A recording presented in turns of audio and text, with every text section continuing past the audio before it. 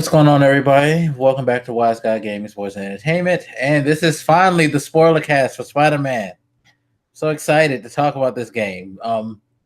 Here with my partner in crime, Cardiacsumo, or should I say Miles Morales Jr. Junior, the fuck? I mean, he could have begat. No, he could. Yeah, no, he couldn't begat you. I guess. All right, let's call you the original Miles Morales then. Damn right. All right, I'm more like one of those stories where you like go to the future. I'm like future Miles Morales, like 616 or something. I have to accept my age here. Okay, you're part of the Spideyverse. That's all that matters. So just now, warning you, this is a spoiler cast. If you don't know what a spoiler cast is, it means we're going to talk about shit that you might not want to know about stuff. So if you do not want to know anything about the Spider-Man video game, you want to play it without any knowledge of story or what happens, I suggest you leave because we're going to deep dive into this because this game was amazing. And I know that's a pun when start talking about Spider-Man, but it was. Like I said in my review, it was amazing and it was spectacular. It was far better than what I thought it would be. Like I always thought it was going to be really, really good. I was going to have a blast with it, but the story, I wasn't expecting the story to be that fucking good. Like I actually heard somebody who said that they felt like it's better than every Spider-Man movie ever made. Do you agree with that? Yes, but I don't think that's fair because I think and you touched on this in the His Point Her View podcast, but I don't think you went into it deep. The way these games are so advanced now that they feel a lot like movies, I would push it further, and I would say they're a lot better for two reasons. One, they're interactive, and two, they're just much longer. So it's like with a book, right? Like you can get into much more detail with a book than a movie. Same thing with games because a movie's like maybe 2 hours or so, where the games can be like 40 or more. So yes, I do think it is a better told story than the movies, but I don't think it's necessarily a fair comparison. Nowadays, at least. That's true because no one's going to sit through a 10-hour Spider-Man movie just to get the whole scope of a story. Yeah. But yeah, I don't know. I need somebody to cut together all the cutscenes by themselves. And that could maybe like put it up against a movie. I would think that the cutscenes itself would probably at least pare it down to about 3, maybe 4 max. It's crazy how you can do that now. Because I don't remember what it was. I think it might have been like Injustice or one of the older games, but I couldn't remember what the story was because it was some game I hadn't played in a long time. So I went on YouTube and somebody had cut it like that, and I was like, "Yo, I feel like I just watched a movie." Like, just watching. I remember when they did the Metal Gear Solid 4, and they just like, well, we'll just put every cutscene together so you can see it, and it was like a 4-hour movie. They just cut it in 2 parts. Like, oh, okay. And it's very watchable too, even though it's not shot for the purpose of being a movie. It's fairly watchable. Yeah, which shows how much gaming has advanced. Clearly, I think when we did the God of War thing, I thought the same thing. I was like, because the camera is just kind of, there's no cut scene per se. It's just kind of flows. Yeah, it's just a one camera shot. I was like, you could probably just like, if you can get somebody that doesn't die and play through with them, focus on the story. I was like, you could probably just make a movie with just that. It would just be like this weird movie where it's just shot from about the same angle all the time. But yeah, you could do it. It's totally doable. It worked. It fucking worked. It was great. But what are your thoughts on Spider-Man? I had a similar thought as you, I guess. Spider-Man is a character that's existed since what? The 50s, 60s, something like that? Like it's late 60s. Whatever. He's old as fuck, right? So his story has been told over and over and over and over and over again. So I didn't think it was going to be particularly good, not because the Spider-Man story is bad or they could tell it in a bad way, just we've been there already, right? So I wasn't really looking for there to be any good story, but I think I remember like halfway through, I messaged you and I was like, man, it's weird how they took a story that's been told to us 100 times over and found a way to actually make it. I don't even want to say fresh because that implies like they changed a lot of stuff, but fresh, like make it interesting and good again without changing too much. Like they still, for the most part, held true to the Spider-Man mythos. Yeah, I love the fact that they didn't start it as a origin story. Spider-Man came in 8 years into his career. He's did things. He's fought people. He was more mature, settled. So, I think it made it work better because you didn't have to go into the idea of having to learn how to be Spider-Man. You just dove right in. I mean, in the game, literally just dove right in. It's like your alarm clock goes off, you get up, like, yo, I gotta go, and then they throw you out the window, and you're like, oh, hit the button to swing. Like, oh shit, yeah, we're in this now. You're Spider-Man, be Spider-Man. And that's a smart thing, right? Because even if you're not a comic fan, you generally know what you need to know about Spider-Man. You know, bitten by a radioactive spider, got spider powers, Uncle Ben got shot up. Like, most people know the bare minimum you have to know about Spider-Man. So there's no real point in doing the origin thing. Yeah, definitely. But what I did like was also they changed the world up a bit. They made it their own Spider-Man universe where there are things different, which could be plausible if the things went a certain way. Like certain people aren't in the places where you think they are. In life, like Spider-Man in particular, he's not at the Bugle. He's working as a scientist assistant to Dr. Octavius of all people. Which, you know, I was like, okay, we see he's not Dr. Octopus, so where are we going with this? Norman Osborn is the mayor of New York City. Sure. You know, it's crazy. Mary Jane actually works at the Bugle as a reporter. She's an investigative reporter there. You know, Aunt May works at a homeless. Did she always work at a homeless center? I don't know. I ever read Spider-Man that closely. Like when I started, it's weird. Like I loved Spider-Man as a kid, but when I started reading comics, I don't read Spider-Man. I don't read Peter Parker Spider-Man. Yeah, and I would say most people your age that wouldn't, because Miles was your guy, Spider-Man. Well, no, he wasn't. I mean, Miles only been around for a couple of years. It's just, I don't know. I look at Peter. I'm like, I feel like I'm familiar enough with this story. You know, he's that poor dude, not poor, struggling New York kid fighting crime. Like I know his story already. I don't feel like I want to read this shit. Miles is like fresher to me because he's so new. They're still kind of writing him, so it's more interesting.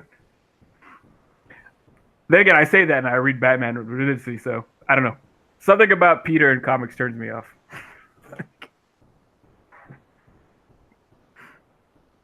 I don't know. Maybe it's just like, you know, I don't know. It's a good question. Why would Peter turn you off? I mean, Peter's cool, but yeah, it's this story that it's been done. That's why I think Spider-Man: Homecoming worked so well because of how they went about it.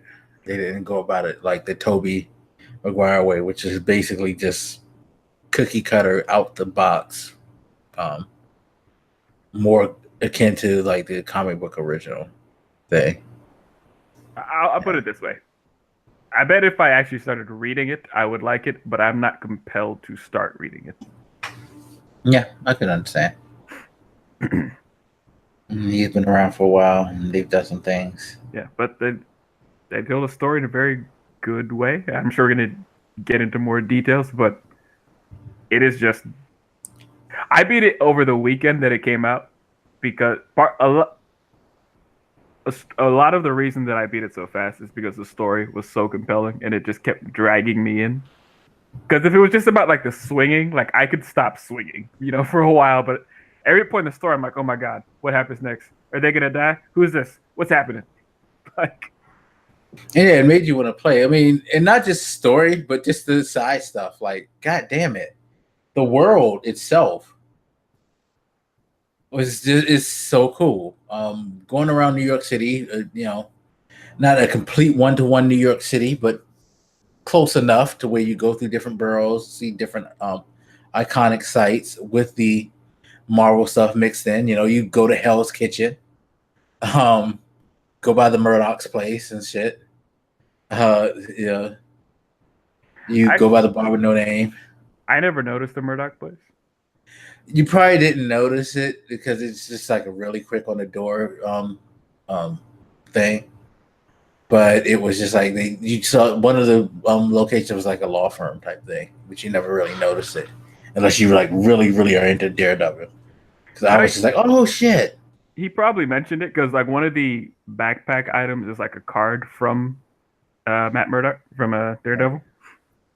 Right. I remember I was swinging by and he said something about this one building, and he was like, something strange is always going on there. And I was like, what? Why did he put the emphasis on the word strange? So I swang back and I'm like, oh my god, it's the it's editorial. Yeah, I was like, it is a Marvel universe. Great how they do that, because he'll go by iconic places and he'll just like make comments. And it's like, wow, why did he do like this and this and that? If it's something within the Marvel universe, he'd make sure to mention it, even if it's not an iconic thing. And now that I think of it, I don't think the law office was a landmark necessary. I gotta go back and check, but he mentioned it while we were in Hell's Kitchen.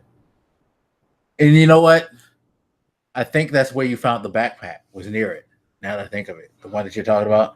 Yeah, maybe it was one of the. Another one was the Wakandan embassy in New York. Yeah, and it's not like it played a big role in the story, but it made the world feel like it's actually part of the Marvel universe. Like for you guys who don't like read the comics per se, when you're watching the movies and there's references to other Marvel stuff, like I think if you watch Doctor Strange in the beginning, he's like driving the car, before the accident, and I think he references, not by name, but he references like Iron Man, for example. Yeah, like, there's little stuff like that lets you know that it's a unified world that they live in, that makes it feel so much grander. Yeah, no, it and the game does that very, very well, because he'll it's funny because I know a lot of people complained about the backpack thing. Now the backpack thing we're talking about is a side quest. The game is full of a lot of side quests on top of the stories where you can like do a lot of different errands and stuff like that. One of the neater touches being this backpack thing where there's 55 backpacks located all over the city. And that's one of the things I got to clean up. I'm at like 40 something, up in the high 40s. So I'm literally right there at getting them, because I just basically said, nope, I can't get any more backpacks. I can't do anything else. Let me get to the end of the story because I need to find out what's going to happen. And I keep getting distracted by the side shit. But I think I'm about 100% complete. No, I've done all the side quests, all the crimes, all the stuff. I think the only thing I'm missing is like I didn't unlock 2 costumes because I didn't notice they weren't unlocked. But I've done it all because, and it's weird. I think we talked about this. Like people complained about the fact that there was going to be side stuff, as though every open world game doesn't have that. And I think the stupid thing is they're fun. Like they're enjoyable to do. They're not like these big tedious things. They're relatively quick, and they give you, like the backpacks give you some world building shit in them. Like I remember a lot of them. I remember this piece of like I think it was Shocker's like suit or whatever. mm-hmm. One of them, the one that had like the yellow mesh in the old school design. And that was the thing that killed me too. Like, it was the old school design that he had in his backpack versus like the new improved suit. So it was like, it was a good way to really build in the fact that there's a history to this universe. It's not like, oh, I've been Spider-Man for 6 years and now all these villains are springing up. It's like the villains themselves have matured too. Yeah, I mean, you see him talk about this is when I fought what's his name, or you'll see like even personal touches about his personal life, like, hey, remember when Spider-Man was a pizza delivery boy? He's got the hat still, and so we're like, oh, I got a ticket to this event. I forget what event it was, but it was like some scientific thing. I think it was a science show where he got bit. He had the ticket to. It's like little touches like that just he had a like menu of him and Mary J's date at some place. It was just like really good subtle touches and like paying homage to Spider-Man's history that they did. I thought they did a really good job of that, and that's why I think the backpack thing, yeah, it's one of those kind of fetchy type things. And you can make a case that it's nonsensical why he has all those book bags. Although he explained why he had all the book bags, because he wanted a lifetime supply of book bags from what's his name? Was it Kingpin or Oscorp? Seems like I don't remember. I forget who, but he won some contest, and they dedicated to give him lifetime supply of book bags. So he stashed like mementos all over the city in different places with these book bags. It's a book bag for life. I feel like they didn't even need to, because my first assumption was that he just like. I feel like it was a tongue-in-cheek thing, honestly. Yeah. Go ahead. People complained about that, but when they said that, I was like, he probably just pulled them out of the trash and shit. The way he builds his other crap, like it's not like he just has a bunch of materials. Like some of it he buys, but it was just them fucking with everybody because they probably knew people are going to be like, "Why are you doing this?" And they're like, "Let's just fuck with them." Say this is why, you know what I mean? Sure. I don't think they were necessarily trying to justify it. I just think they were just like, "Hey, here's a gimmicky way of doing this. Fuck y'all, because y'all gonna have fun doing this." Because I have fun finding those things because I love listening to the stories in the background behind each item. I was actually kind of bummed when I found my last one because I was like, now there isn't any more. Like, and, it's funny because as somebody who played Destiny, I find it very funny that an action adventure comic book game can put more of the lore in better places than a game that prides itself on its lore, which you have to go to a website to read about instead of being in game. The first Destiny was like, oh, it's all about the lore, but it's like, no, you had to go on our website to read about the lore once you unlock something. It's like, that's dumb. Whereas here in Spider-Man, he's telling you about his life. He's reminiscing through different artifacts of his life. It's seamlessly built in throughout the story, not just the backpacks and stuff, but for example, you get to play as Mary Jane in some scenes of the game. And there's this one scene where she's in a museum or whatever. And it's a museum of like a bunch of stolen stuff that Kingpin had. And he has this like sword or something. And Mary Jane just like recollects that early on in Spider-Man's career when he first fought Kingpin, that he like scared him with this sword. I was like, man, that's just a cool bit of history to just like throw in there to really make it feel like, because the first mission is you fight I was about to call him Penguin. You fight Kingpin, and from Peter Parker's point of view, it's like it's been 6 years or whatever. I'm finally going to get this motherfucker. So it really helped paint the picture that they've been kind of going at each other for years, and he's just now finally getting to take him down. It's just really artful the way they just sew in all these little tidbits throughout the game. Yeah, no, it's definitely like really, really cool. And like the people that you get introduced to, that you find things out through the lore, or conversations that Peter has after he meets them and all of that. He talks about things about what they've done. It just makes it feel really, really fleshed out and really like you're in his world with him. Another thing that's cool, of course, is the crimes. There's a set amount of crimes that you're supposed to do in the borough, but they also just randomly pop up regardless. Like you can go chase down criminals in a car. You can bust up a robbery, bust up a drug dealer. You can help the police in the standoff and things like that. It's like all types of different types of ways of interacting. Rescue people from accidents, like all different types of crimes, and they come up randomly, and they come up on the police radio, and you can go do them or not.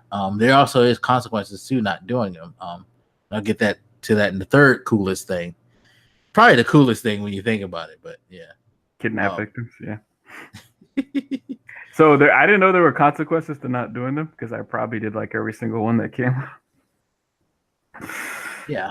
And the consequences, like, you don't notice until you listen to J. Jonah Jameson. He's not where he's at. He's got his own podcast, which is a conspiracy theory podcast, which is just hilarious. A nice modern touch to put on that, like in the age of podcasts and right, social media bubbles. It was just such a brilliant touch to say he's moved on from the Bugle and now he's doing his own thing in a way that makes perfect sense. Yeah, and it's like great entertaining character that he is. It keeps him in there because he'll talk about Spider-Man and conspiracy theories. And again, what I was talking about with the crimes is, if you don't like break up some crimes, sometimes he'll have callers. He'll call in and be like, yeah, my flower shop was being robbed, and Spider-Man, I tried to flag him now, but he ignored me. And it's like, that just fuels Jameson's fire, and he just like gets all hyped and all that. Like, I played the one for you that you didn't get because you probably did the crime. That's probably why you didn't get it. But like, I passed someone being harassed or trying to get kidnapped, maybe, and she was talking about these guys were trying to rob me, and Spider-Man didn't help me. And he just goes off like, "You hear that? You hear that? Put it on the loop. I want this played all day on the loop." Oh, like he's just like giddy to hear somebody say something bad about Spider-Man, because how much he hates Spider-Man. And it's just a wonderful touch, because it's like, yeah, this guy is in here like, you're doing all this good, and he's just sitting here like, this guy is no good, and everything, and just making up all these hilarious stories about you and things like that. It's wild. And you even have your own Twitter account, which is wild too. Did you check the Twitter? A little bit near the end of the game. I would check it every now and then. It's like, especially when big moments happen, because people would like tweet about it, and it was just like crazy. And then you get to walk around the city. You don't have to swing. You can walk, and people see there, and they'll recognize you. They yell, "Fuck you, Spider-Man." Well, they won't say exactly "Fuck you, Spider-Man," but they'll be either like, "Fuck you, Spider-Man." Oh yeah, I love you, Spider-Man. People want to take selfies with you. I've had a couple of people take selfies with me. Like, yeah. Oh, I thought I had to do something to make that happen, because like I walked up to them and then I didn't see anything immediately happen, so I was like, "Fuck it, there's crime to do." Just. Yeah, no, it's like you had to sometimes wait for the icon to come up for something to happen. But it was great. Yeah. And it's like, I rode the subway they have a fast travel system, subway system in New York, and the cutscenes for the fast travel is hilarious. Like, you could be just standing on a train, like on your phone texting, or somebody's reading a paper with your picture on it, and just like looking at you like, is that really him? Or the guy who falls asleep on your shoulder. So did you see the one when you like were riding the train with Spider-Man, the guy dressed like you? I've never done it. And I guess this leads into another thing about the game, which I think most people expected, but not to this degree, is that the swinging is so fucking good. Because when I first unlocked the fast travel, I was like, why would I ever do that? That's just less time I can spend swinging. And I'm sure a lot of people who played some other Spider-Man games remember the swinging fondly, but I don't think it's ever been anywhere close to this good. There's just so much more control and fluidity and options midair. It's an actual system. Yeah, I think you covered it a bit in one of your first impression vids. Like, there's a little bit of a learning curve, but not much. And once you get used to it, like, holy shit.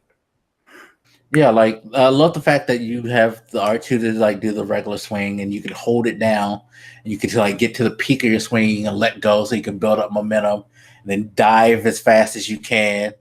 To to build up momentum. So when you go into the next swing, it'll be faster and throw you further in the air into your distance.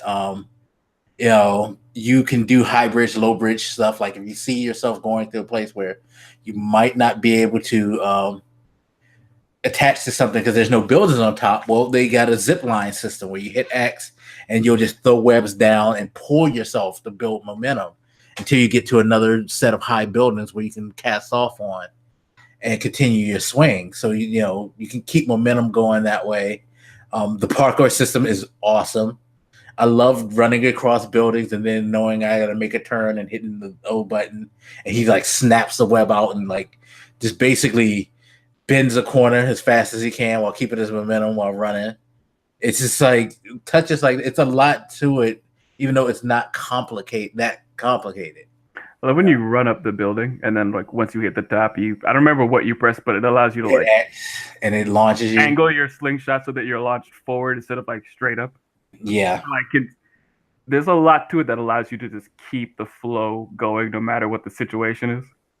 Yeah, like it's a better parkour system almost than anything I've ever played. I think Assassin's Creed, it comes closest to the parkouring on this, and I think this kind of crushes it. Because like you said, it generally encourages you with different button presses that makes sense to keep momentum going. Or like if you're stopping from a standstill, they give you a momentum system. It's like cast the web at a point, and then as soon as you hit that point, you hit X and you launch yourself off so you can get height, build up enough height so when you come down for the swing and all of that.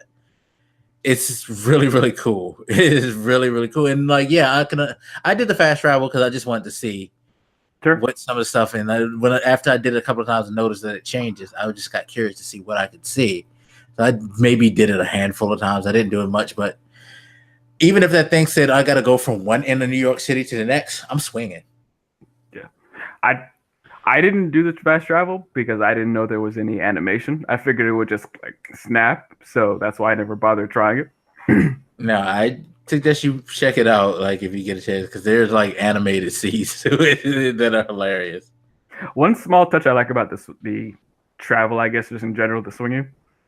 Like when you run up a wall, it's one thing, but if you run up a wall and there's like a fire escape, he does this cool thing where he'll like jump on each part of the fire escape and he'll like sling this web and it's like, I don't know if you've done it before, but it's not like the regular run up a wall. Like he'll continuously like sling webs out to each level of the fire escape as he runs up it until he's over it.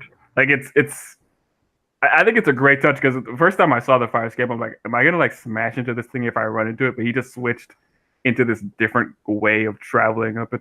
That was very smooth. Yeah, the web shooting is cool too, because when you're fighting and you're using your webs, you see all these different animations that are fucking insane with it. Like, it's crazy to see him kick somebody off the building, and you don't really notice. You got to pay attention because you're thinking, "Oh, Spider-Man's gonna kill this dude," but no, he just like snaps his hand back and like webs this motherfucker and attaches them to the side of the buildings. And the proof is, if you fight a bunch of people on a rooftop and you knocked a lot of them off, go back to the sides of the buildings. You'll see a bunch of people just like attached. Yeah. I just sent you like a 7-second clip of like the running I'm talking about. Oh shit, that's hot. You see it? Yeah, I did. That's hot. It's just like attention to detail, because if I was designing it, I probably wouldn't have thought about it until somebody was like, I just smashed into a fire escape and then broke my face. Nah. But because it makes sense because there's gaps in between it. And it's like you're running laterally. You're not gonna make the lateral going up making gaps like that. That's your body weight won't allow it. The only reason you're able to run up is because your feet sticks to the surface. But you can't jump off and expect your body weight to go. Your weight's gonna pull you down if you jump off, you know? Right. And it's that's a smart way to do it. Yeah, it's automatic too. So it's just, again, all this stuff just working together to make traveling as fluid as possible. I think you were about to start talking about the combat, because the combat is crazy. Yeah, no, the combat is just crazy how you can do different things. use the elements around you, pick up stuff.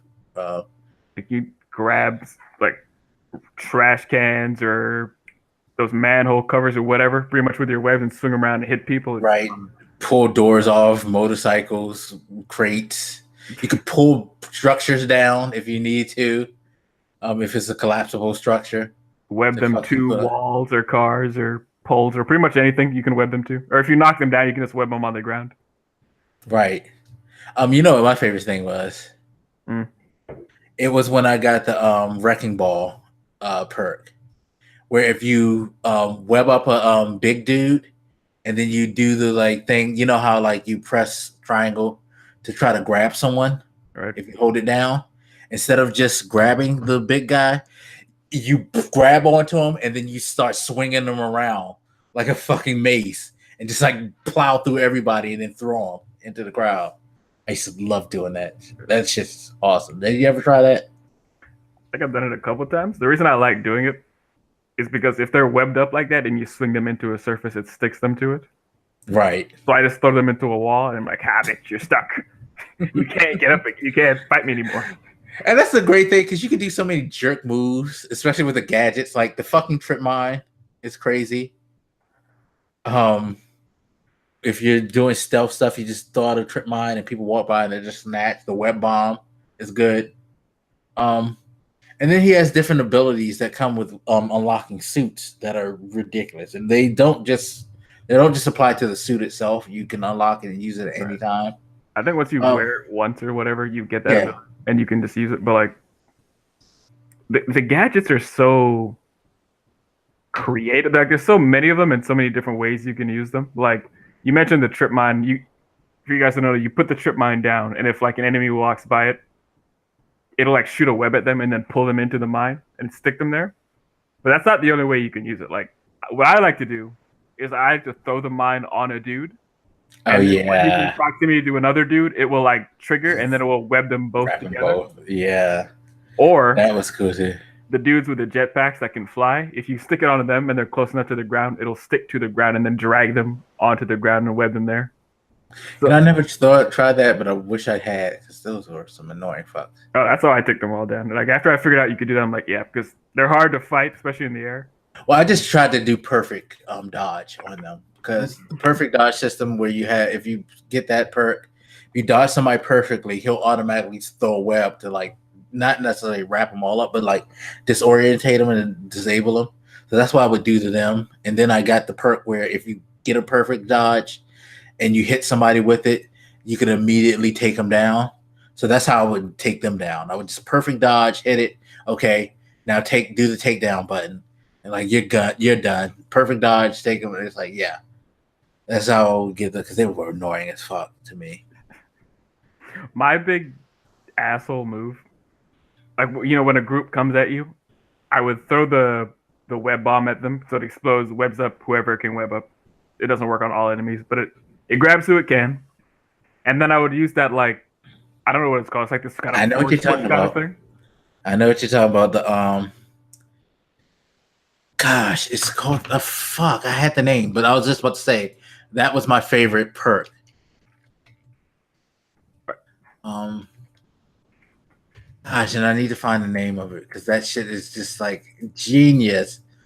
Where like he just like if once you build up you have a focus meter, you can build up a focus meter to just set off a special. In this particular special is where once you hit it, he just throws webs out everywhere and sticks everybody to anything. Like you could clear a fucking room, like just in like one burst. Like you cut it down to like one person. I used to love doing that on the people who would stick to or like bind because it's like, okay, now I just have to deal with this asshole. I saw that. I never used it. What I did is I just hit them with a web bomb or whatever, and then while they were all webbed up, I hit them with I looked it up, the concussive blast. I know it's 10 times better than the web bomb because it generally sticks everybody at once. That's why I didn't use some of them. Like some of those abilities are like OP as shit. Like no, that's the most OP because like if you're unless they're like a really tough person, like somebody with a shield or something like that, or one of the bigger people, You hit that off, they're like fucking stuck. They're done. The one I was most hyped for was the Iron Spider ability. That's And crazy too. I used it once and I was like, no, this makes it too easy. Like, Yeah, I can't be running through I need a challenge. Like, holy shit. Yeah, no, but that web thing, if you're in a large group, that shit's godsend. It's like, yo, just clear this area now. And there's just so many creative ways to use each one of them, or use them in combination with each other. It's awesome. I didn't even know that there was like that gadget system at all in the game before I bought it, but god damn it is fun to use and figure I actually out. love to dodge off walls and bounce into people. God, that's so great. that move is sick. It is. The like when you knock him up in the air and then you start hitting square 4 times, and he'll like punch, and then swing kick him. It's a fucking wall. Like, god damn it. That game's so good. I love that swing double knee double kick thing into the wall, and then when they're on the wall, just like web them up really fast. Oh, that shit is phenomenal. Yeah, no, it is fun as hell. The combat system is so, I don't know what the word is. There's just so much to it. Not in the sense that it's like hard or difficult to learn, but it's just so many creative approaches you can take. Yeah, like you could find yourself doing moves and you're like, hey, how did I do that shit? Like he's like cartwheeling over people's heads and fucking webbing them. And even, the gadgets aside, the abilities aside, just like pure hand-to-hand combat stuff, I'm sure a lot of people will want to compare it to like the Arkham games with Batman. But I think they're doing that mostly because they don't have too many other games to compare it to. Because I think it's actually, I'm not going to say better per se. It's more fun. It's its own thing. Like it's something that makes more sense for a guy like Spider-Man, who's so agile and so fast and shit with his abilities. Right, because he's not like Batman systematically is breaking people down, and like Spider-Man is just like using whatever's around him to get through, and his agility. Like Batman's always been more of a, if you want to say martial artist, more along that line. More of a ninja. Whereas Spider-Man has always been more of an acrobat. Like if you ever look at him fight in comics or in TV shows, he's always flipping around and doing shit. Like the way he fights is different, and this combat system feeds into that a lot more. Very well, as a matter of fact. It's just again, you fighting a dude, you dodge, jump onto a wall, jump off it to knock somebody out, slinging webs all over the place as part of the combat. It's just, man, it's far more smooth than I would have imagined. Yeah. Yeah, no, it's fucking great. Speaking of which, what makes it even better is that, again, they capture Spider-Man to a T, because this motherfucker's cracking jokes, like saying all types of stuff while he's fighting, like you would see in Spider-Man movies or comic books. Like he's just saying the most corniest things. Of course, you know what my favorite thing was, right? Spider Cop. Of course, Spider Cop's the shit. Oh my god, I love when he goes into a Spider Cop narrative. The shit is just ridiculous. So I try to stay away from most things before the game comes out, obviously. But I did see briefly that some article was mentioning the Spider Cop thing, because I guess they played some section of the game where it was, and I guess they started to find it kind of annoying. And I was like, they made it sound like it was just something he does all the time throughout the game. He doesn't do it that often. Like, no, it's just random missions that he'd say, "Hey, can I play Spider Cop?" He just gets excited, and like Watanabe, your Watanabe is like the police officer who works in tandem with you, and she's just like, "No, please, God, don't do this. You're annoying. Stop it."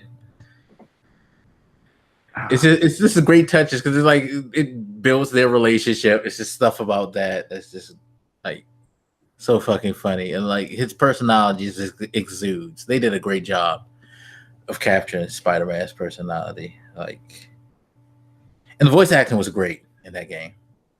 Oh yeah, definitely. Like they did a phenomenal job. And it's just like the story. So, I don't know. Do we want to just run through the story as far as like highlights and moments? Like, okay, well, I will say there's one criticism I have, I guess, before we hop into that. So, the collecting stuff is fun. The crimes are fun. There's a few side missions, and I say few because it doesn't really feel like there's that many of them. And I feel like the animation and the acting in them is a bit dry compared to like the rest of the game. Like you'll talk to these characters like some dude who, I don't know, like his daughter got kidnapped or some shit. Or that one Asian student or whoever in these like side missions, and they feel like they have no personality and they don't even feel like they're rendered to the same degree that anybody else is. I don't know if that's just me, but it feels like less effort taken with those side mission people. I might have to go back and look at like just the city people in general to see how they're rendered, because like whenever I'm talking to one directly about one of the side mission stuff, I'm like, yeah, you're just not really up to par with like regular story shit. It feels like something massive, like the birds. Sure. Yeah, like it feels like something Mass Effect does better, where they have these, side mission stuff, but the people who ask you to do shit, they feel a lot more like real people with like real issues that you really want to help. Whereas a lot of these guys feel like just random NPCs that I don't even remember what they look like because they don't look right. It's not the main part of the game, so it doesn't bother me that much, but I don't know. It feels like there wasn't that many of those kind of missions, and they weren't very emotional. Yeah, no, I agree. You didn't have really an attachment to those people. It just was more like you just being the nice guy that you are. Sure. At the most. Yeah. Yeah, it's the kind of thing I feel like Mass Effect fuck those birds really well. Hated those birds because you would be going to a destination like, oh, it's a bird, and like, I'm not following this goddamn bird all over the place. Come on. Like the crime thing, I understood that distraction. That was cool, but the fucking birds, no. Like, god damn it. I feel like I should do those things, huh? I was hyped to get those birds. I wanted to help that poor guy. I guess I'll help. How did you not help it? Bro, he lost his wife. You're a dick.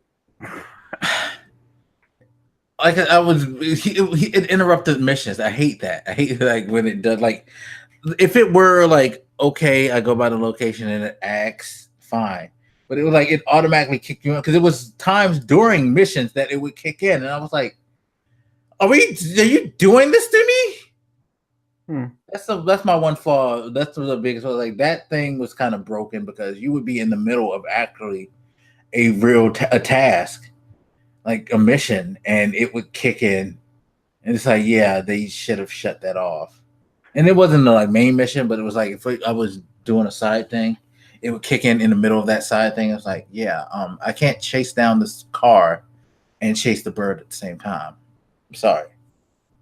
I guess I never noticed it because I always was going very intentionally for the birds. Like I was swinging across the map looking for birds in particular because I was like, I gotta help this motherfucker with his birds. No, I would just incidentally run into that shit and be like, oh fuck.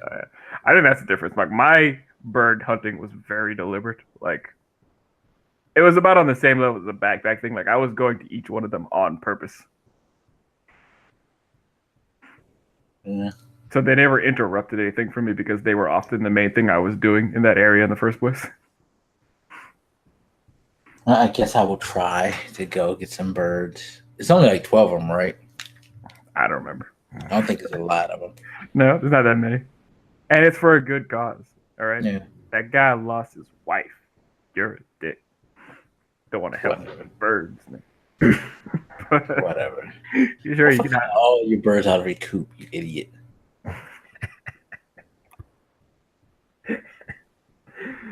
Anyway, you can hop into the story now. Yeah, so the story was great. I won't go beat by beat for the story. Just, like you said, you start off, you go after Kingpin, and Kingpin warned you that doing this is going to cause problems because he's the one who keeps the city in control. And boy, did he ever prophesize that, because all of a sudden you get this new gang that pops up out of nowhere, the demons, who are just wrecking shit and, trying to figure out what the fuck they're doing, just tearing up stuff. Eventually you get to find out that it's Mr. Negative, which I don't remember Mr. Negative from the comic books. Do you? I didn't read them, so no. I feel like I have this vague memory of seeing him in some cartoon or something, but like he never stood out to me as like one of the top guys. Yeah, no, I've never really like heard about Mr. Negative, so it was cool to see like this guy come into the picture and be a villain. Even though he had you all over the city getting shit wrecked and all that. I did like the subtle touches they made for the changes from the trailers, like stuff that you expected to see. Like on that helicopter chase thing, you thought you were gonna reveal that it was him on the thing, but it was like, nope, saving that for later. Gotcha. And just things like that. It was good for people like you because you probably never really watched that trailer, so you didn't know that would happen, right? No, it was exciting. It was yeah. So it was like, but it was exciting for me too. It's like, oh shit, they changed it. Yeah. So that was kind of cool to see. You're eventually working your way through him, trying to figure out what he's doing. You find out he's trying to go after something called Dragon's Breath that has something to do with Norman Osborn, born the mayor, and him getting, That of course, because Norman is a dick. Yeah, he's always a fucking asshole. And wait, speaking of dicks, I'm sorry. Why is Samoa Joe in front of AJ's house? Sir.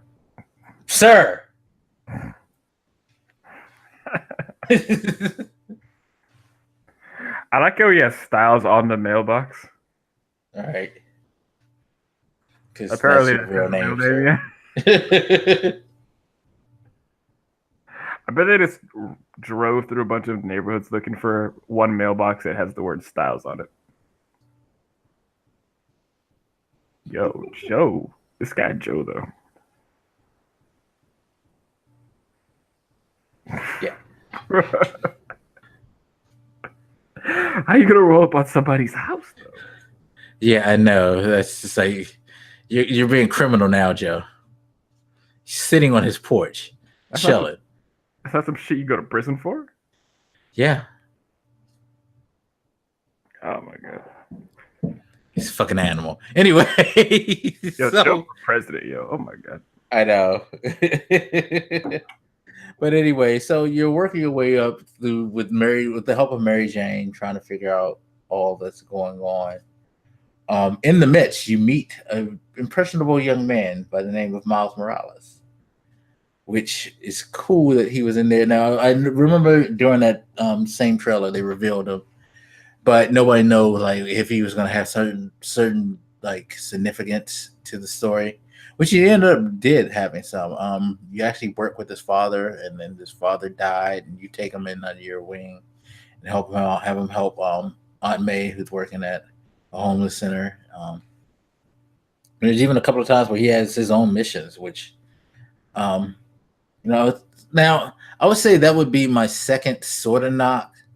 I didn't really like the Mary Jane and Miles missions that much in some senses because of, I don't know, I guess their stealth didn't feel that great to me.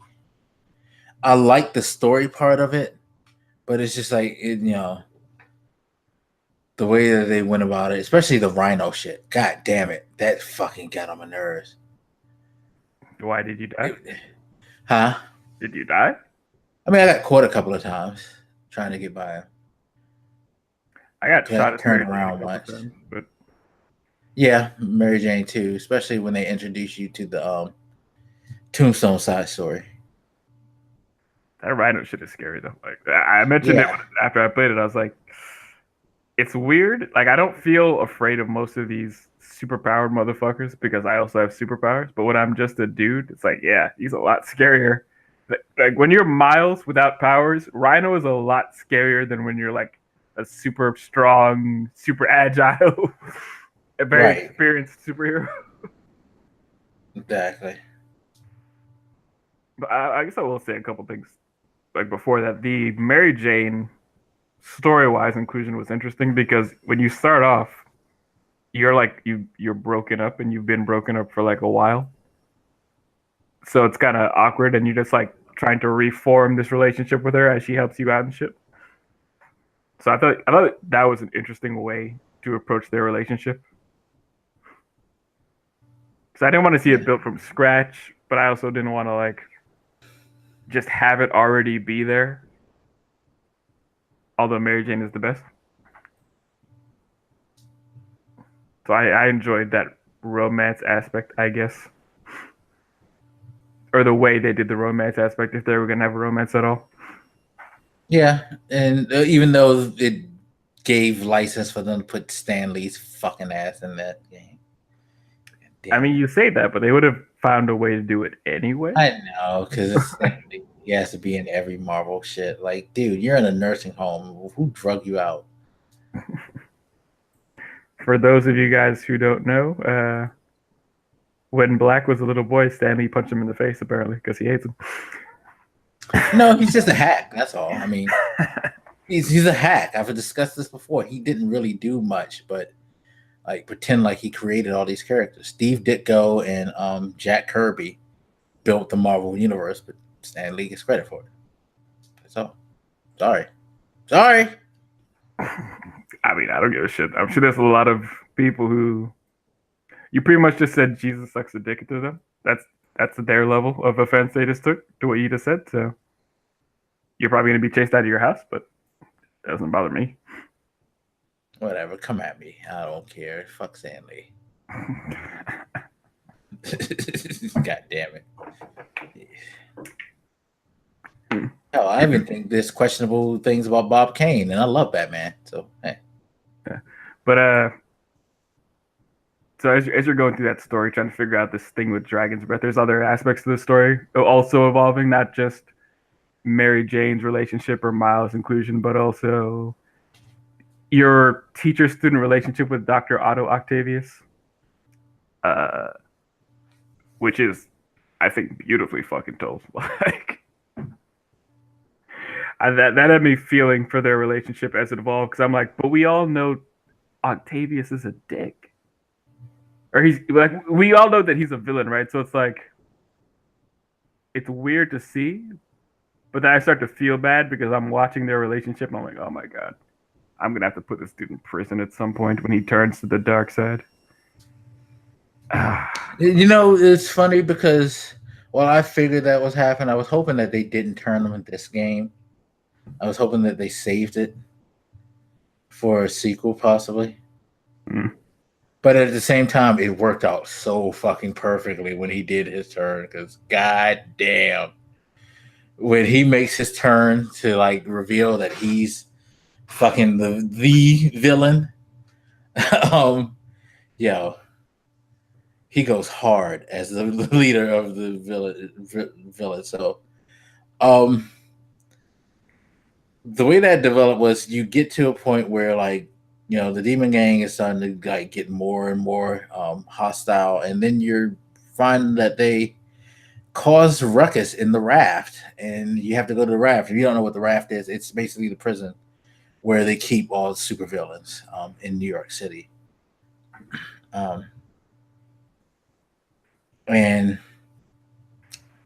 so you have to go and investigate it, and you realize everybody's broken out and all hell is going loose.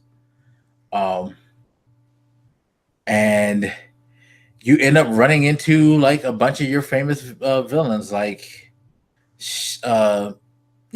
Electro, Scorpion, Vulture, Rhino. They're all running wild, and Lee is in there letting everybody out. And you had to like try to chase some of them down as they're escaping, like Shocker, fucking bitch ass, annoying ass, chasing you all around the fucking East River and shit like that, trying like not to get hit by shit and killed and all that and blown up. Like that fucker. So you can get to the top of the raft and then you get your ass whipped by everybody.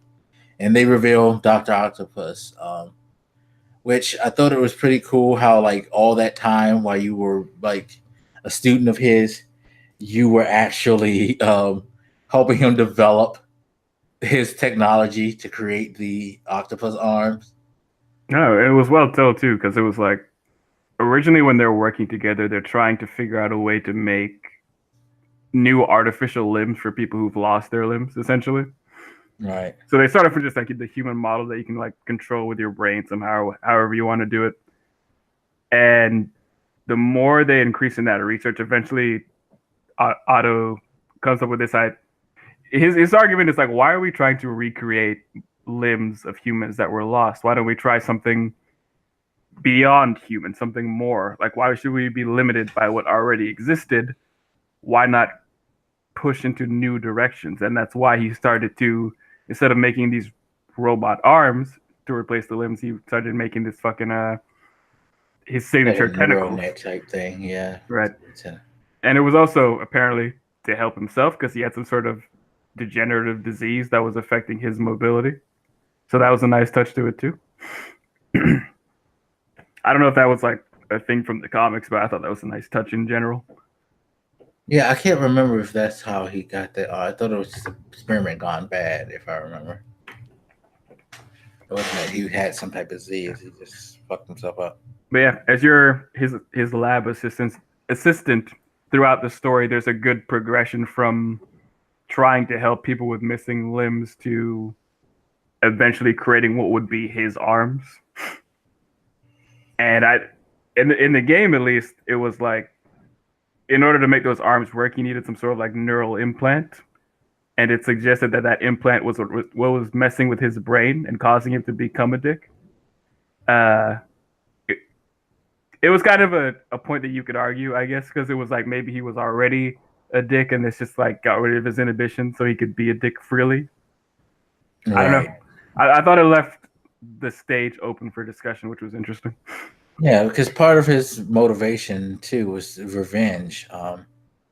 Him and Norman Osborn, you find out later on, but they worked together, and Osborn kind of skyrocketed while Octavius kind of just, because he had a conscience, he kind of stayed in place, sort of. And he had an agenda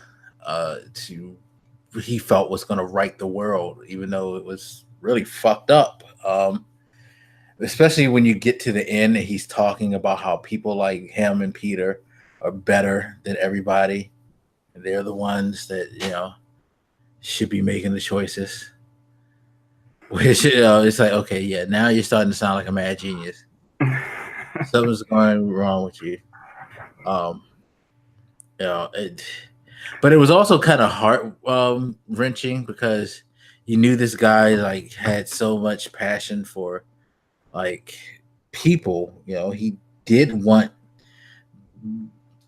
quote unquote lesser people to thrive more than like corrupt people like Norman Osborn, in the world to be like rid of them and to be a better place. But his motivation of like trying to kill everybody with dragon's breath to prove how bad of a person Osborn was, like, okay, you're gonna kill the people that you're trying to uplift to prove a point that, hey, this guy is horrible. Okay. I mean, Norman brings out the worst of people. That's a similar reason Lee was going after him, because they were doing those experiments or whatever on him, causing him to kill his own parents, which was fucked up. Yeah. It's like, I definitely get why everybody wants to kill Norman Osborn, because... Yeah, and I like the fact that they had motivational drive for everybody. Like when you get into like Octavius' secret lab, you find the tapes where he's talking to Vulture and Rhino and Electro and Scorpion, talking about how he could help them solve different aspects of their lives that bothers them and things like that. It makes sense because he's a genius, so he could do it. Yeah. There's a one part. What's her name? That police chick. Wanatabi. There's Yuri one point, Wanatabi. like right after the raft issue, she says something like, this guy scares me more than any of the other ones because, unlike them, he's just so smart. Because the other ones are just like dangerous, but they have like lesser motivations. Most of the time, they just want to steal money or some shit. Yeah, they're Whereas, just mainly criminals or people who are just angry. right, where he seemed to terrify her because he was intelligent on a far different level, which I thought was an interesting way to look at it. Yeah. But man. Yes, well, so as you progress and after the ride, you find out like his motivations. He releases the dragon's breath through the city, which gets everybody sick, or almost everybody sick, including Aunt May, which you don't know, but Aunt May's like affected by this disease that could kill. So you're running around the city, you, Miles, Mary Jane, y'all trying to figure out stuff, especially Mary Jane, and the Mary Jane stuff with the Osborne apartment was awesome. Because both me and you, well, I guess you missed it before I did. The lab thing, when she's going to the lab looking for like secret information, trying to find out about Dragon's Breath, and she's almost caught, and she knocks over a experiment that they have going where they're trying to replicate Spider-Man's powers. And I love how like when you finally realize it, because you hit me, it was like, yo. Until this happened, I did not realize that was his spider. It was just like that shit was great because it's like, even though I didn't read the thing, I was like, oh shit, that has to be it. Which was wild. But they're going through the motions, and you finally like are getting down to getting the antidote to help everybody, but you have to go through the Sinister Six, of course, which. Some of the most brilliant boss fights I've ever played in video game. Like, honestly, I thought the God of War boss fights were fucking ridiculous. But these Spider-Man, like, Sinister Six boss fights were fucking phenomenal. What was your favorite one? It's a hard choice, I know. It might be the first one with when you go up against both Vulture and Electro. Just because of the aerial nature of it. You don't have to touch the ground ever to beat that shit. Like I told you, the session of like the first rooftop to knock down the first charger. Everything else, I'm just swinging my ass off, like trying to like hit these dudes. We're trying to hit, the chargers to blow up Electro's powers and take him out. And avoid his lightning, but then Vulture's being a dick with his wings and shit like that. It's just like, yo. It just feels so action-packed. While you're dodging fucking lightning in the air and trying to avoid Vulture's like little feather arrow things that he can throw, or him when he's charging at you. And I like that because you would normally assume that you're just going to fight each one of them individually. But why would you do that? They joined together for a reason, right? To fight you as a group. So they fight you and they paired off. In that fight, it was Vulture and Electro, and they fought you simultaneously, and you had to figure out how to deal with that simultaneously. Yeah, and it shows also a testament to the swinging, because the fact that you can do that whole thing in the air, like you hit the like targeting button to slow it down a bit so you can get shots off, but then you can like let go and still hit your web without missing a beat. The shit's fucking awesome. It was fucking ridiculous. I had so much fun with it. I had fun with the Rhino and Scorpion joint too, especially since like they ended up fighting in the end. But yeah, the thing that makes the Electro and Vulture thing the best is the jokes. Because when he screams, "Hey, Adrian," and then like, Vulture's like, "Shut up," and he's like, "You don't get the joke." And then you got Electro at the end, like, "I must crush you," and he's like, "You get it! I see you get it!" Like the excitement that came in his voice, like, dude, these motherfuckers are gonna kill you, and you're hyped because he cracked a joke with you. I thought it was, I mean, To be again, he is a Spider-Man that is far more experienced. So I think what that showed is that over the years they've developed some level of maybe respect, if you want to call it that. Like at the time, I compared it to like Flash and his Rogues Gallery, like with Commander Cold or Captain Boomerang or whoever, Mirror Master. Like there's just a group of his villains. I mean, they're still villains, but there's like this sort of level of respect there, and I felt that in that same moment between Electro and Spider-Man, where it's like, yeah, we don't like each other, and we're gonna fight each other and shit, but we can share like this one quick laugh. Of course, Vulture couldn't share it because he's a dumbass. He didn't get it. Yeah, he was just like, huh? What the fuck? But yeah, Electro was hip to it. But yeah, the Rhino Scorpion, that was pretty cool. Like Rhino was annoying as fuck. Like, yo, dude, I need you to chill out and stop throwing stuff and running at me while I try to like take down this green fuck.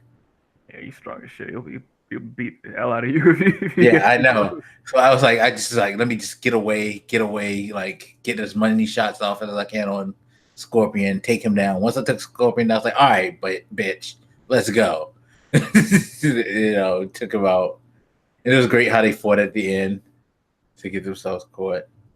Right, the Lee fight was good, but the thing that made it really good was the emotional aspect of it. Like you begging this man to like come to his senses and be the person that he was, right, or like he thought he was. He, especially in the beginning, he's like, I was about to call him master. He's in charge of that place that May works at, where they're helping homeless people. So he really is a good dude.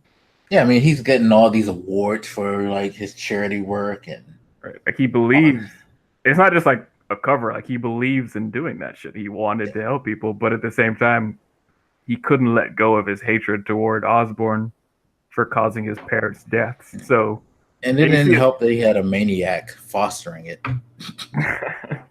And you see it throughout, right? It's like he's conflicted the entire time, and Spider-Man tried to play off that conflict. Yeah, the visuals during that fight is beautiful too. Yeah, it is. It definitely is. Like you see the shadow of his family stuff and all that, and it's done really, really well. I thought the negative zone shit with him was really cool in all three of his fights. That scorpion poison thing. That was cool too. That was very interesting. It was kind of annoying. So I was like, "Stop it! You're making me like seasick." Oh man, I think the reason I couldn't put the Rhino Scorpion thing ahead is I think once I finally got the Rhino cadence, it was easy to fight him because you just had to like lure him into a spot and then like cause something to drop on him, or hit him with something if you could. Yeah. So like once I got that, I was like, all right, he's not. But it was kind of hard with Scorpion. That's why I was like, I need to get Scorpion first because his like poison shit is way too distracting. I was able to ignore him for the most part. So. I was like, fuck this dude. I'm taking down Rhino. Tombstone fight wasn't too bad. I didn't do that side mission. That's one of the things I want to go back and like go through him. I want to beat the shit out of him for some reason. I feel like he's going to be hard, tough. Did you fight Taskmaster? No, I didn't go through his because he's annoying. You just got to do his mercenary things to get to him, right? Yeah. Okay. As long as you don't have to do the bomb shit. Because if you had to do the bomb shit, I was like, nope, I ain't going through. Oh, maybe you do. I don't remember. No, I'm not. He'll come after you. Okay. There's a few times where, like, I don't know if you fought him at all, but once you've done enough of them, what happened was, like, I swung away from one of them, and then he threw something at me while I was swinging and knocked me down. And then he started fighting me there. Which was... I only did, like, 2 of the bomb things, and I was like, yeah, I hate these bombs. It's weird. It's a couple stages of it. Like, once you beat him off, he's like, all right, I'm going to hang back. I'm going to study you some more, and then I'm going to fight your ass. And he'll use, like, your moves. And he'll learn, like, more of your moves the more he watches you. So it's a fun little fight. He's a pain in the ass, but it's a fun little fight. But again, they're not like main bosses. They're side story shit. I think the one that you did do was the Black Cat one, right? Yeah. And it's weird because it's like that's the one that doesn't give you any fight at the end. Like, no, but it gives actually to me a satisfying ending because it's like, yo, she fucked you over like shit. You did all this shit for nothing. True, but that suit is sexy as fuck. I'm just saying, it's a nice. There's a lot of suits in that game. Yeah, no. I love how like when you get to the final boss fight, which is of course Dr. Otto, and you got to figure out how to beat him because you run into him and he fucks you up, and it's like, oh, I got to figure something out. So you go back to his lab and you create a counter to the thing you created, and you get a anti-octopus suit that you wear over your original suit, which looks clean too. That's a lot of those are boss. It was just like, yo, this is great. He's fucking created his own like villain buster, a la Tony Stark. And that fight was epic as fuck. Shit was wild, especially when you get to the side of the building and you're fighting. Yeah, that is so moment. Fucking dramatic. Like, and that's one of the cinematic elements of it that's so fucking good. It's like, yo, this game, like, what are y'all doing? Like, you're ringing my emotions, and like the speech that Otto is making is just like, yo, this guy's crazy. He has points, but you're fucking nuts. I can't. And like when he begs you at the end after you beat him not to expose him and put him in jail, because he knows, because he eventually reveals he knows who you are. He suspected that you were Peter Parker for a while now. So it's like that makes it even more weight to it because Peter's just sitting there begging, like, I looked up to you. You were like a father to me. Like, why would you do this? Yeah. That moment where he says your name is so powerful because it's like, yeah, because like, oh shit. Peter gets mad at shit because he's like, Otto was essentially trying to kill him, and you could give him the excuse that for him it's just Spider-Man, it's nobody, but he was trying to kill him knowing that it was Peter, and he didn't care. He was still gonna do it, exactly. Which I was like, God damn, that sucks. That hurts. Like, yeah, it's like, yo, I thought I was a son to you. What the fuck? Ah, man. Yeah. I was just looking over the suits in the game. The suits are badass. The noir suit is cool. Like I said, the Iron Spider shit is ridiculous. The Black Cat one. The Doc Ock Buster. I think my favorite is Last Stand. I don't think I got that one yet. It's like this leather jacket kind of thing. Oh yeah, I got it. And I was like, I feel like I would buy one of those and legit wear it. Like, I remember actually going online and like trying to find one of those jackets. I could seriously see buying one because that shit is awesome looking. But yeah, there's a lot of them. A lot of them are good. I will stand up and defend that fucking the suit that you just get in the game that people were shitting on. That is a good suit. It is. It's a great suit. It looks really, really good. Back when I got it, I thought about like after he repaired your old suit, I was like, can't wear this. I put it on for a second and I was like, wow, this looks. I looked at it and I was like, yeah, it's trash. It was so weird because like now that I've worn the other one, why would I wear this? Like it just looks so simple. Like there's nothing wrong with it, but now that I've worn this one, that one looks ugly by comparison. Yeah, it's like, why haven't they changed Spider-Man's suit in all this time?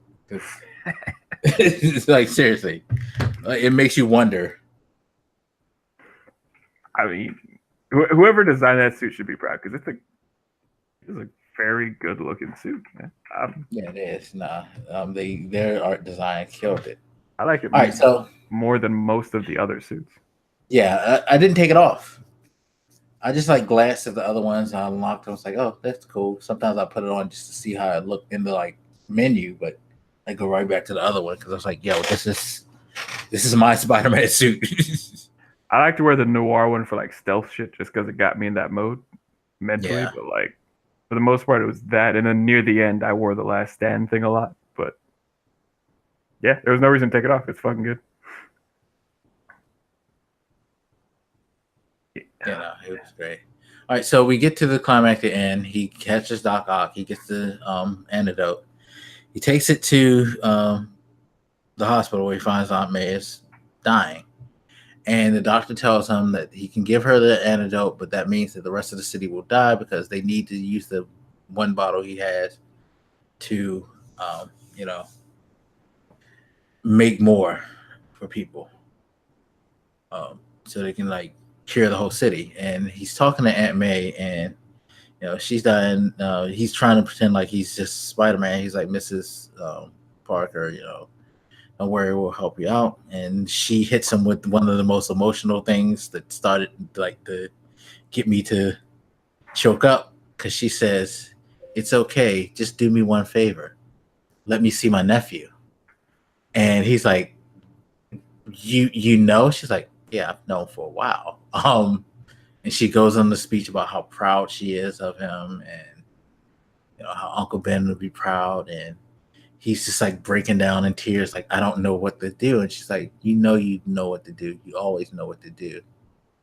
And he's like, wanting to give her the antidote, but he just can't do it. And she dies right there, which was one of the most shocking moments of the game, because I'm sure nobody thought Aunt May was going to die. I didn't. That shit fucked me up real bad. So yeah, it was like, oh, fuck, man. It was like, she's right. He's gonna always do the right thing.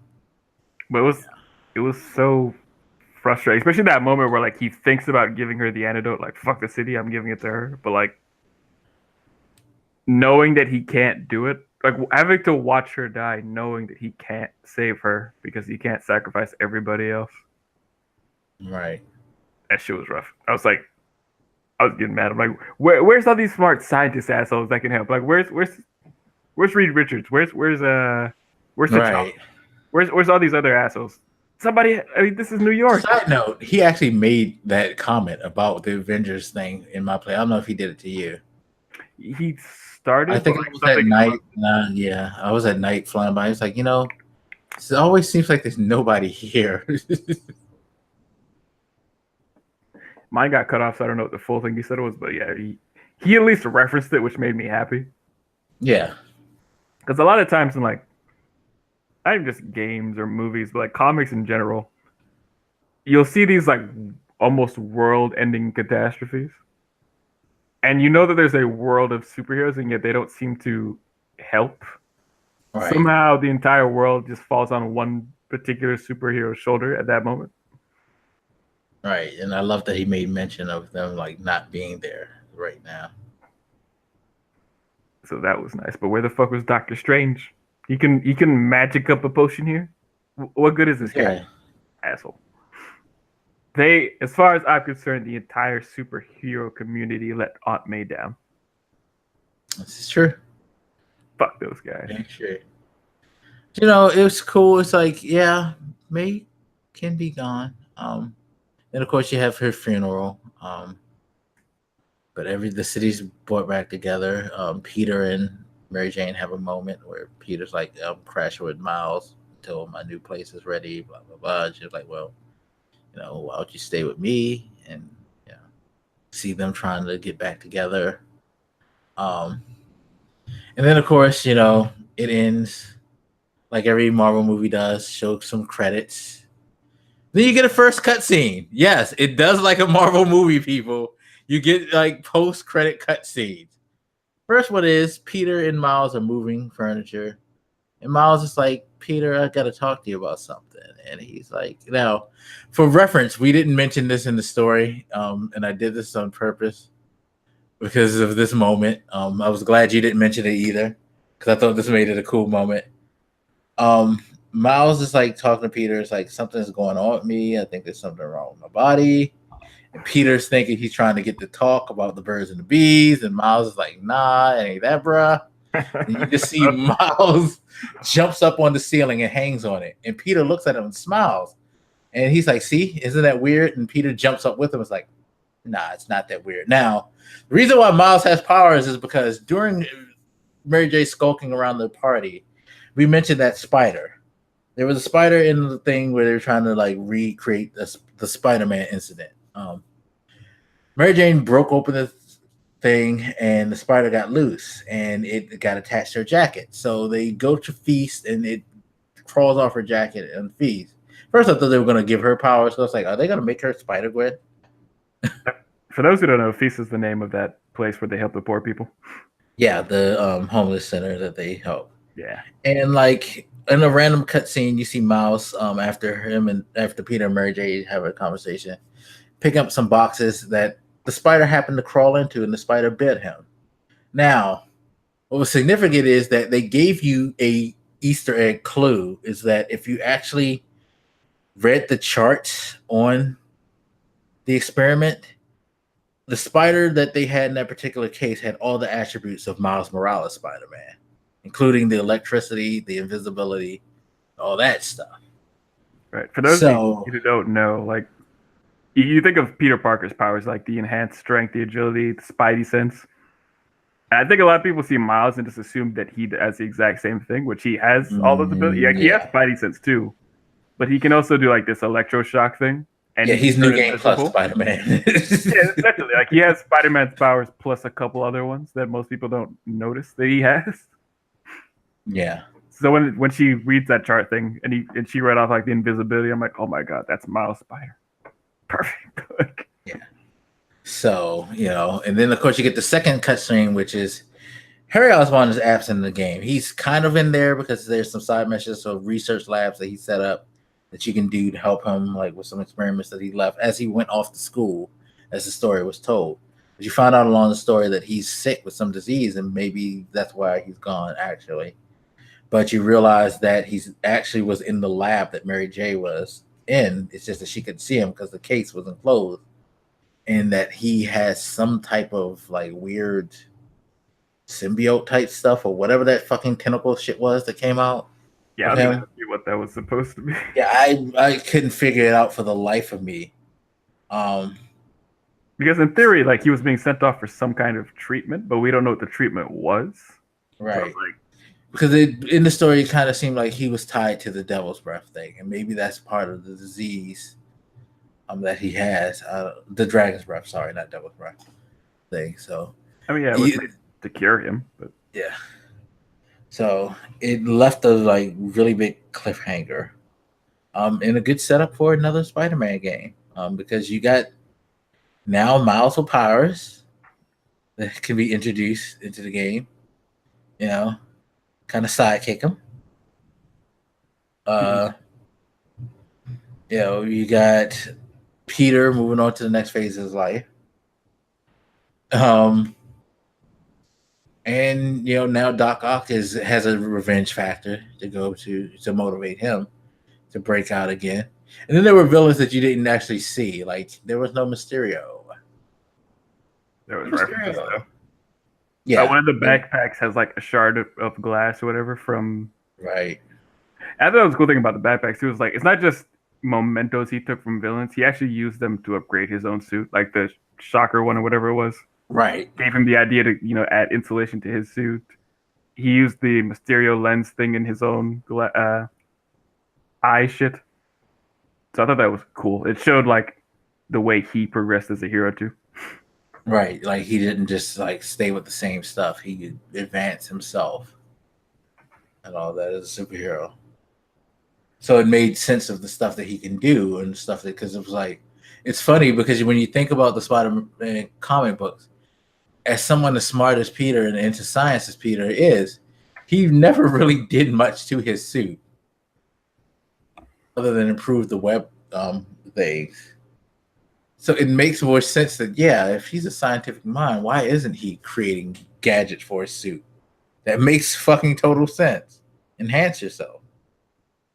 Sure. He's not like He's not Dr. Octopus style. I think that's one of the funny things about the Superior Spider-Man run. Is like, if you're a genius, why aren't you like making money?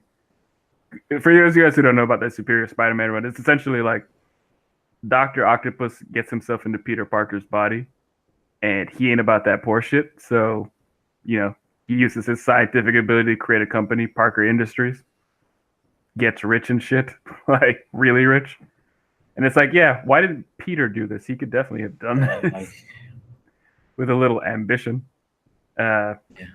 You could argue Dr. Octopus, Superior Spider-Man's ambition went a little too far because he was doing a lot of crazy shit, but still. Yeah. Peter's just a nice guy. Yeah. He's just a nice guy. Asshole that likes being poor. Yeah, so I'm gonna need some explanation on what that black goopy shit was on Harry. First of all, that Harry thing is really sad because they talk about him throughout the game, and like you said, like he leaves his little messages in those research things. But I mean, again, you're just kind of led to believe that he's in Europe. Yeah, just say, oh, we did, because my thought was, oh, they're not putting Harry in because Harry's gonna come back and he's gonna be one of the goblins. But now it's like, what the fuck? I didn't know what to think for a long time. I was like, I guess they just didn't feel like having Harry visually there. I didn't think too much about it, but I was like, man, he's in Europe. Maybe they just don't want too many characters like cluttering up the story. Whatever. And then you have that reveal that he's been there the whole time, just kind of locked into this vat. And it's like, is this black thing the symbiote? Like in this world, maybe the symbiote isn't an alien. Maybe it was developed on Earth. I don't know. I guess we have to see. Yeah. Because they mentioned he has the same disease or something similar to what his mom had. Mm-hmm. Yeah, so. And that shit killed her. But I mean, that was fucked up from Peter and Mary Jane's point of view because they just think their friend is off somewhere. And now they're realizing that he was dying or maybe dead for all they know. Yeah. I can't wait to see how that shakes out. Because there has to be a sequel. There's no way to not do a sequel after an ending like that. Fuck you. You don't get to do that to me. You're giving me a sequel, and that's that. As far as the sidekick thing, I think that would be interesting. And maybe somebody with a better knowledge of the comics than me can expand on it. But like, I don't know if they've ever really done that. Because in Miles Morales' like original reality or whatever, he became Spider-Man because Peter Parker died in his reality. So, like, I've seen them together, but I don't know if they've ever really had like a full-on superhero sidekick kind of relationship.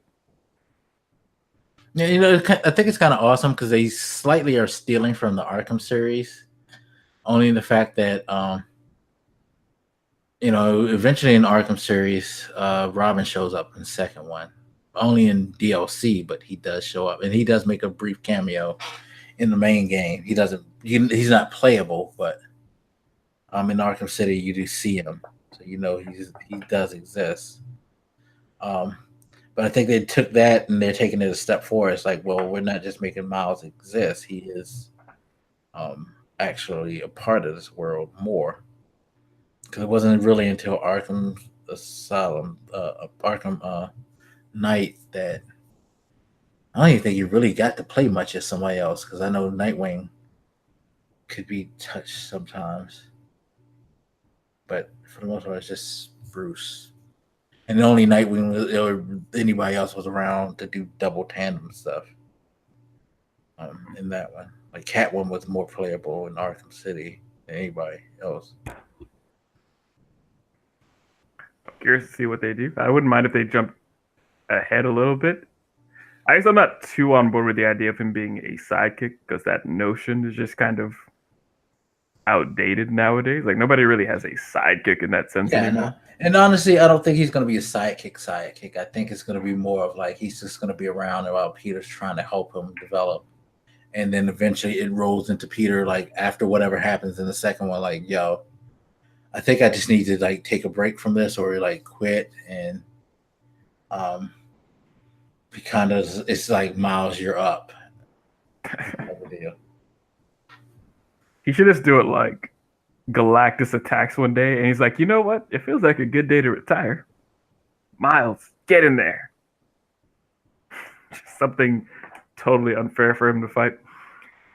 Um, yeah, I think it'll be an interesting transition, and I had mentioned it when we talked before. Like, I think it's a good way to introduce him to a larger fan base that may not know anything about him. Yeah. Because if you read the comics, I guess you probably know about him. Like, he had a pretty central role, for example, in Civil War 2 or whatever recently, but he's still pretty fresh. And those people who are aware of him probably just think, well, I'm sure they probably think that he's Peter Parker, just a black version or something. So they may not even be aware that he is a different person. Yeah, different version, different powers for the most part. I think that would be a good way to push him out onto the main stage. And like, I guess I'm glad that, you know, in this game that they're spending all this money advertising and stuff, that they're introducing Miles, because, you know, there was that talk several months ago about Miles Morales not being called Spider-Man anymore, which I hope doesn't happen. I want him to keep that name. Spidey. I'll kill you. But like, seeing this made me think like maybe they're investing, really, like Marvel as a whole are investing in this Morales character and really gonna push it forward, and not just gonna like back down away from it, which they should, because it's interesting. The thing I like about Miles is that he's younger, and he shares some similarities with Peter. Like, you know, he can be quippy, not this version, but if you read the comics, he can be quippy too. He's also smart. Like, he shares the good things with Peter, but he has his own shit he's dealing with. So like that young, it's like that dude who's playing Spider-Man in the movies now. He's got that young teenager energy with the intelligence stuff, like all the good things you used to like about Spider-Man. And you can leave that shit with Miles while letting Peter hopefully grow the fuck up and become something a little different. So you can have the best of both worlds if you have them both. Is my take on it, at least. Because I don't need to see Peter Parker acting like a teenager for like another 50 years.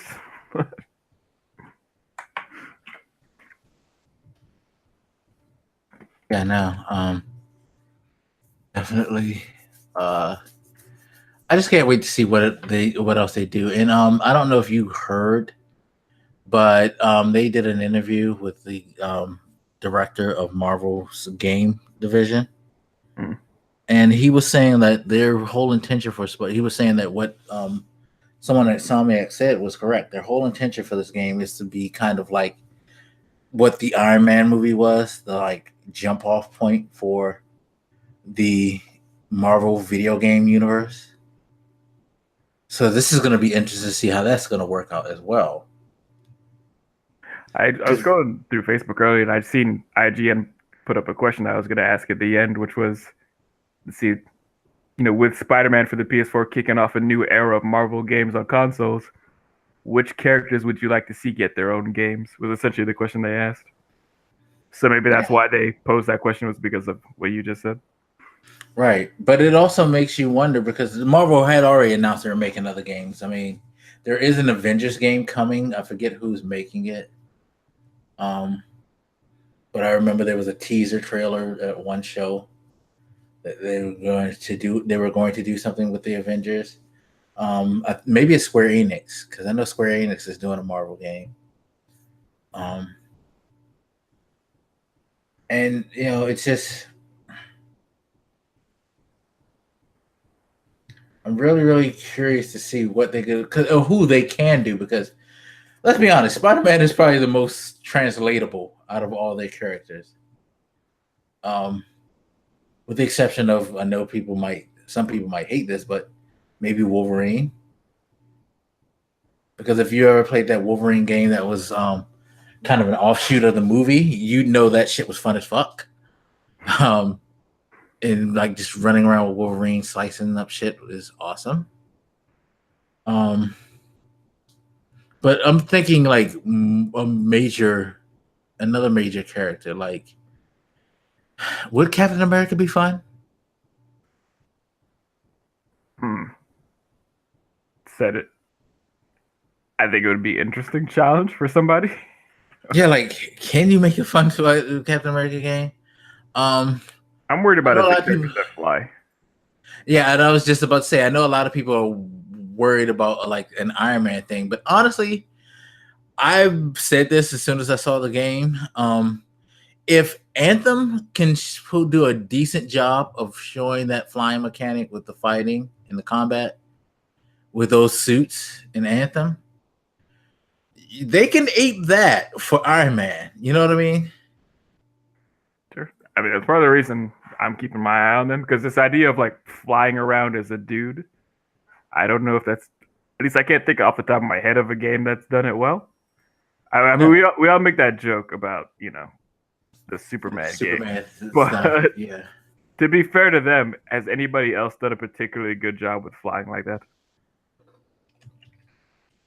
At least I can't think of anything where it was a particular success. So much shit as we give them, like who else has done it successfully?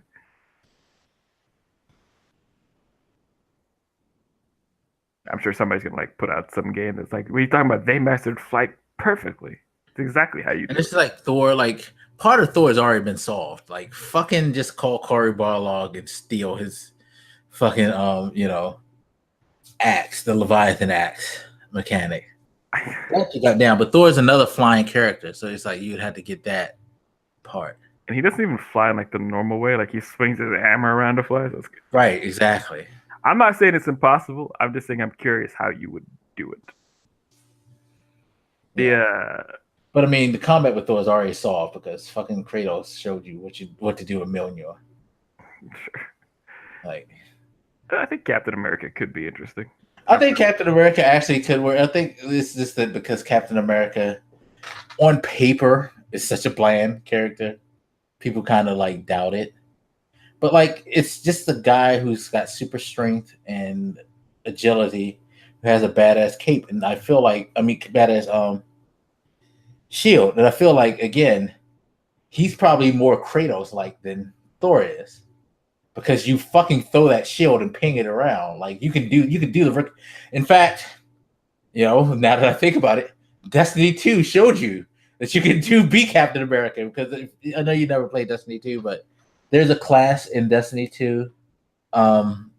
It's the like Titan has, I forget what they call it. I think it's called Defender or whatever, where he spawns a Captain America like shield, and he could throw that shit and bounce it off walls and stuff like that to ricochet and hit people.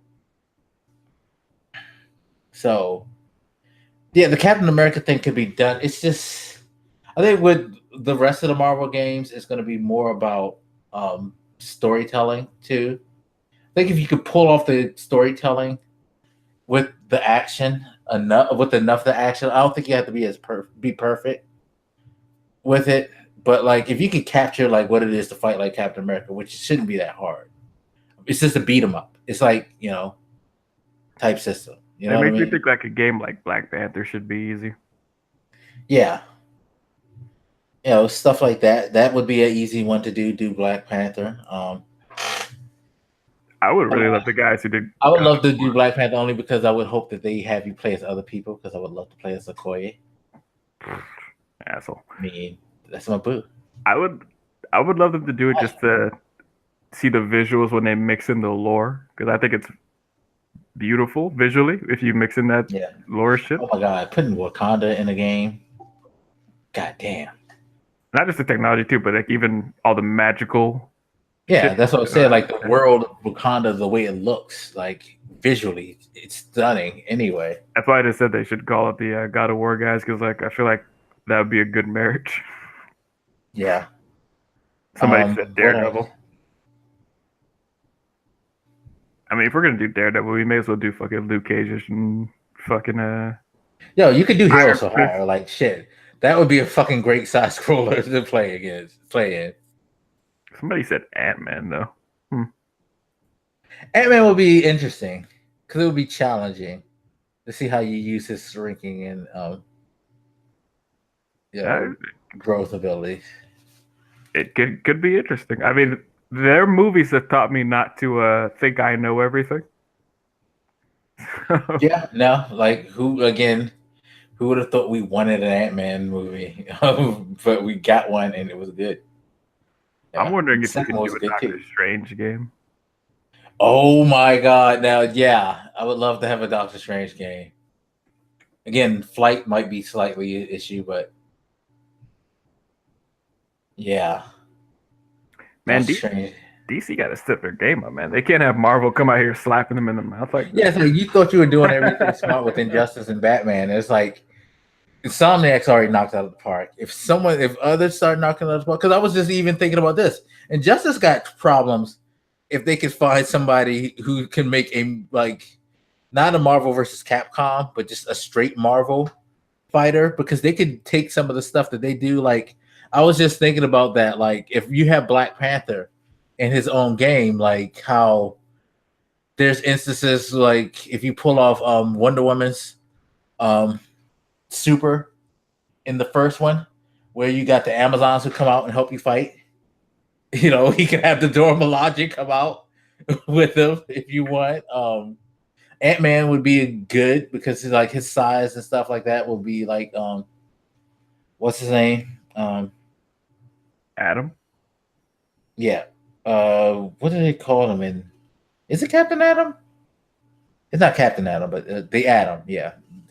DC needs to get their name conventions right because I forget there's Adam and then Captain Atom. So shit. Yeah. Yeah. That definitely mixed them up. Yeah, because I'm fucking like, wait, what? Was you talking about something? Then I was like, oh shit, yeah, you're right. But yeah, you have that. Marvel actually has better people suited for fighting. That's why Marvel vs. Capcom has always been so popular because I was fucking actually thinking Wolverine, about Luke Cage being this like big brawler. somebody can go cheap with Thanos or whatever. Right. Captain Marvel would be the shit. I wonder if you can do a Captain Marvel game. There's another interesting one to come out. Yeah. I'm very curious to see what Marvel's game plan is now and like how they're gonna work this, because if they could get another like Spider-Man type quality game, I'm all for it. I said DC. Don't wait until it's too late, man. You need to start talking to these game studios and start fighting back. They just need to do the Justice League game. Do it now. Do Justice League. Get Rocksteady to do Justice League so you can hold the tide, please. I can see the big wigs at Warner Bros. Freaking out right now after Spider-Man dropped. Fuck it. Pull the cord. Do it. Yeah. Now, last question. The question that's on everybody's mind. Game of the year material? See, before it dropped, I was definitely leaning toward no. I mean, right now the competition is between it and God of War, right? Yeah. Next month we're gonna have to outlier. Because next month we're gonna have to probably bring Red Dead into that fucking conversation. That's so hot. Sorry, watching the commercial, they showed the shot from Age of Ultron where they're flying through the forest in the like comic book shot where everybody's like just flying across the screen. It's just so fucking beautiful. I said it a tear when I first saw that. Seriously. I mean, no, those movies were big, like comic culture moments. Like when they did that moment, it's like, yes, they're doing it. They stick true to the comics. Right. So right now there's, I think, 2 games really in contention for that. Maybe a third come October, but we'll see.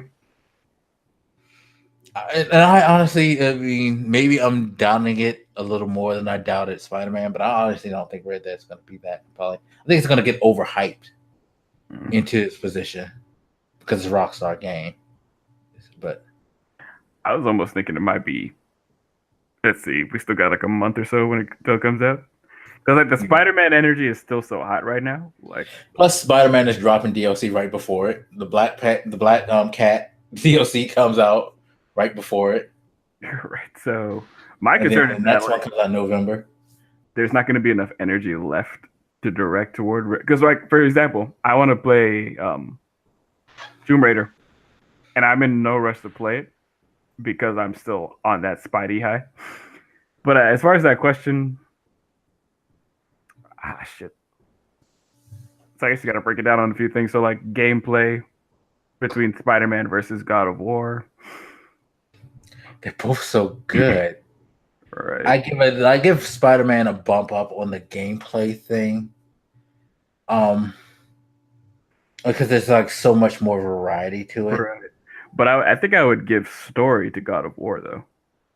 So yeah, it's like that's a hard one though for me too, because Spider-Man's story was like, I think I'm more impressed by the fact that it was as good as it is, and that's what kind of tilted me. But I can't like not God of War's story, because that was just such a wonderfully told, emotional story, like through and through, like the bonding stuff and the extra. I think God of War gets a bump ahead because the little extra stuff were more personal. I feel like I saw more evolution in God of War than I did in Spidey per se. I don't feel like Peter Parker evolved that much as a person. No, whereas you saw this relationship between father and son develop, and this bond being created, and like you saw Kratos become a different person. Right. So that story that gets slightly ahead. I don't know. I feel like So I it's God of War like sound design too. Well, yeah. Although I gotta admit the Danny Elfman shit when you start like swinging, it's just so good. Like you just start swinging and you get the Spider-Man soundtrack like in the background, like oh shit. But no, God of War is like the music is epic because that shit just like draws those fights like so fucking good, especially the last fight with Baldur. Like that shit is like, oh. Oh my god. So yeah, I wish like they could split it. I really wish you could split it. Yeah, I feel like I'm leaning more toward God of War, but again, like the two main criteria for me is like the gameplay and the story, and I have to give story to God of War, but gameplay to Spider-Man, so it makes it kind of hard to like. Yeah, it's a split decision. Which is really the only reason I even brought up the sound design thing. So I was like, I was trying to find like a third thing to judge them on that would break. Because like the graphics thing, I'm not pushing. It's like the two different graphical styles.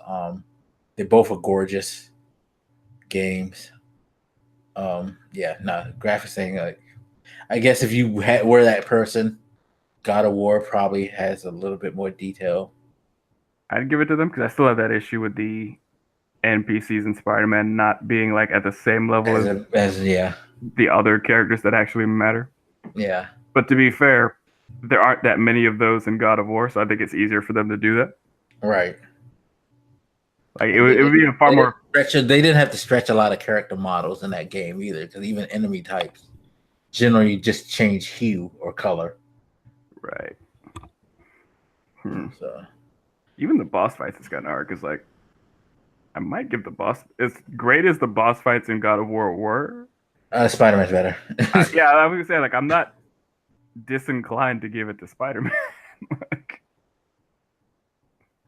I don't know. I feel like I need some criteria to really delve into there. Yeah, it's one of those things where like if either one wins, I'm satisfied. I can't be disappointed because both of them are just. Yeah, they both did world building really well. They both had different art directions. Like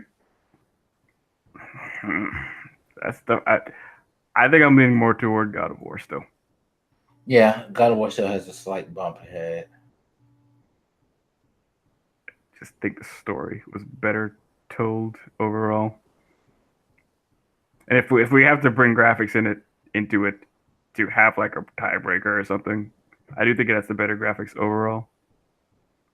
Again, it's a different scale of world though, which makes it kind of hard. Yeah. But I think I'd give it that. Yeah. They're both really replayable too. like both these games, after I beat them, I was still playing for a while. Yeah, that's the thing. Like you can keep going. Like you don't feel the need to not play them after you beat the story, because they build such great worlds.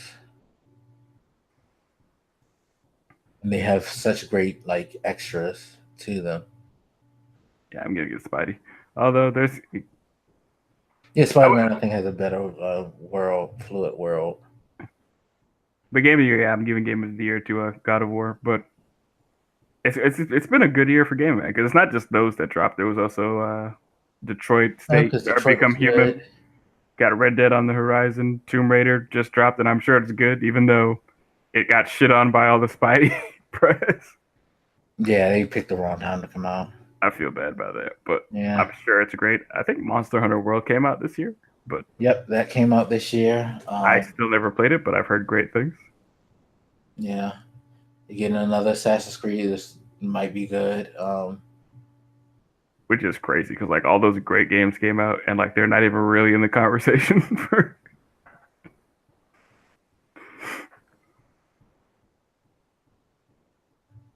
Yeah, no, damn, this has been a really cool year for games. Looking forward to lots of stuff.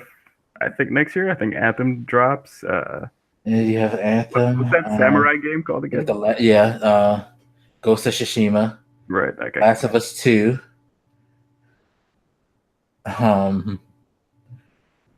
What else?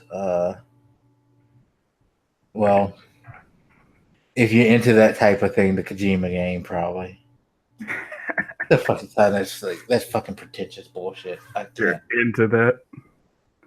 Maybe Crackdown will finally drop. Yeah, maybe Crackdown 3 will come out and be one day. I feel like they've been talking about the game for like 10 years or something. Yeah, I know.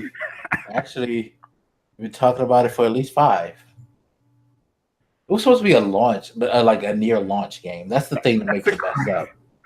It's supposed to come out like in the following year after the Xbox One came out, and the shit never has seen the light of day. Like we barely seen much. I still remember the discussion about cloud compute for destructible environments, and that was all the hype and shit. And like they hyped the fuck out of it, and now they don't say a word about the cloud. For anime fans, Jump Force is coming up. Yeah, I think there's a new Gears next year, isn't there? Yeah, Gears 5 drops 2019. Like, I don't want nobody. Oh, yeah, there's a new Gears game. Damn. I don't want anybody say shit about there not being shit to play. Screw you guys. There's almost too much to play. I still need to play Tomb Raider, and I want to play the first Red Dead before. I'm not going to get there, but I just wanted to because I've heard very good things about it. I never got to play it. I just watched some movies. No movies. No, seriously, you can, because this is the prequel to it. That's the problem. You're going to play actually the prequel. So you're fine. Ah, man. Oh, there's so much good shit.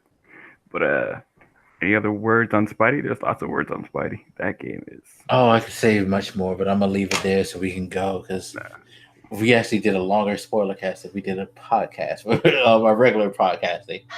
I mean, I was hyped for it the whole time because it's Spider-Man, but even my expectations did not clean out of the friggin' water. Yeah, it exceeded all expectations for me too.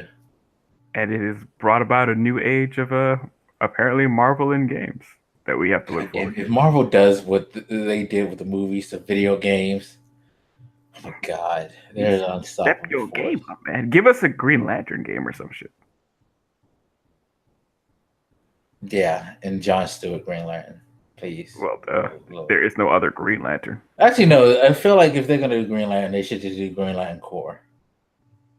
Sure. I'm just throwing that one out there because it's more of a sci-fi thing, and Marvel. I'm not gonna say they can't match that, but they're probably not going to. Because what would they use, like Guardians or like a Nova Corps game? Like, it's not their thing. That's the thing. Marvel can kill it. Like they could do the Guardians game and kill. God damn it. I don't feel like they're going to now because they had that Telltale game. No, they can't. The Marvel don't care. That's just not quote unquote canon. You know what I mean?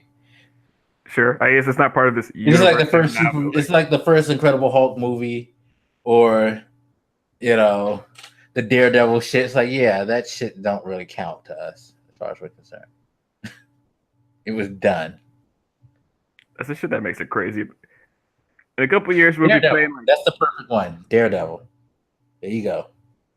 In a couple years, we'll be playing some of these games, and they'll be dropping spoilers for other games that are going to be coming out, which is, oh my god.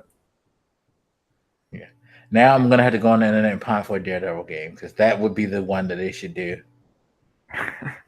It's the simplest one to get to.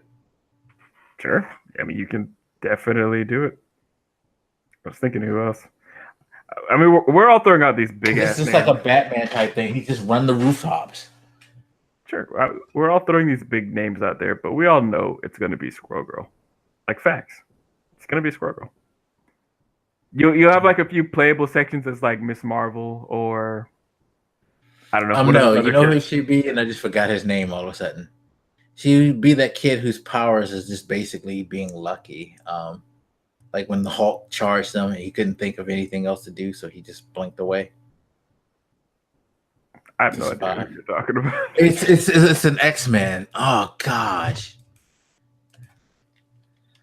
I forget his name. People who read X-Men know who I'm talking about because his powers is just like dumb. It's just like he is able to like figure out best scenarios basically of a situation, and then like if he can't. This was like when Hulk was forget which Hulk it was, but it's like Hulk is just like going through the world tearing up everybody, everything, and his probability powers deduce that the best way to contend with the Hulk is to run away. It was so dumb. It's like, okay, dude. It's like, okay, dude. All right, you bitch. I mean, it seems like a smart one, bro. Hulk. I mean, it's smart as shit, but it's like, you bitch. You do not fuck with the Hulk. That is a dumb thing to do. Don't ever do that. Yeah, nah. It was just like Hulk was just like juggernauting everybody at that point, and it was just like, yeah, we're not going to survive. It's like, nope. This man is going to tear the world apart. That makes an X-Men game, and not like one of these with like that kind of story. It almost makes me want like a multiplayer versus X-Men game. So like how you have For Honor or whatever, which is like a multiplayer fighting thing.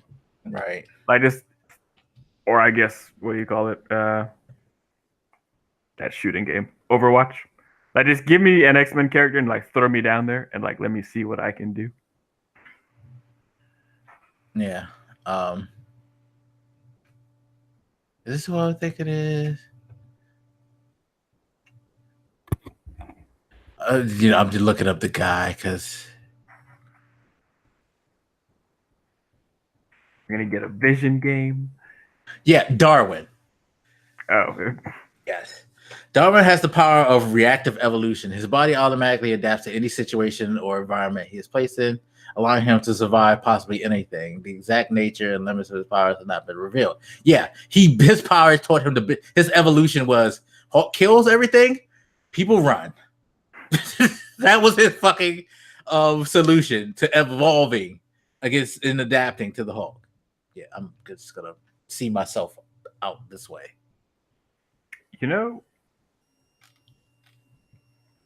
I wouldn't mind a Black Widow game.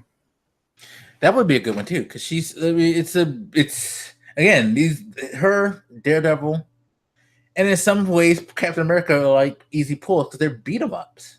Right, but like action adventure, like Black Widow feels like it could take a darker tone than the other ones. You can tell a deep spy story with her. Right, but you don't have to take like Punisher dark tone, like no something. But you can have her like show like what she does when she's not with the Avengers, what she does for Shield. Focus it on her. Good shit. Hell, shit, you can do a Hawkeye game. Even though Hawkeye's not the most compelling person in the world, like fuck. I wouldn't put my money on that, but sure.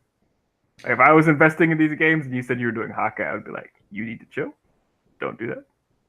If we got that Wolverine game, we could pretty much do what we did with this Peter Parker and Miles thing, like do Wolverine and introduce X-23 and like have her take over.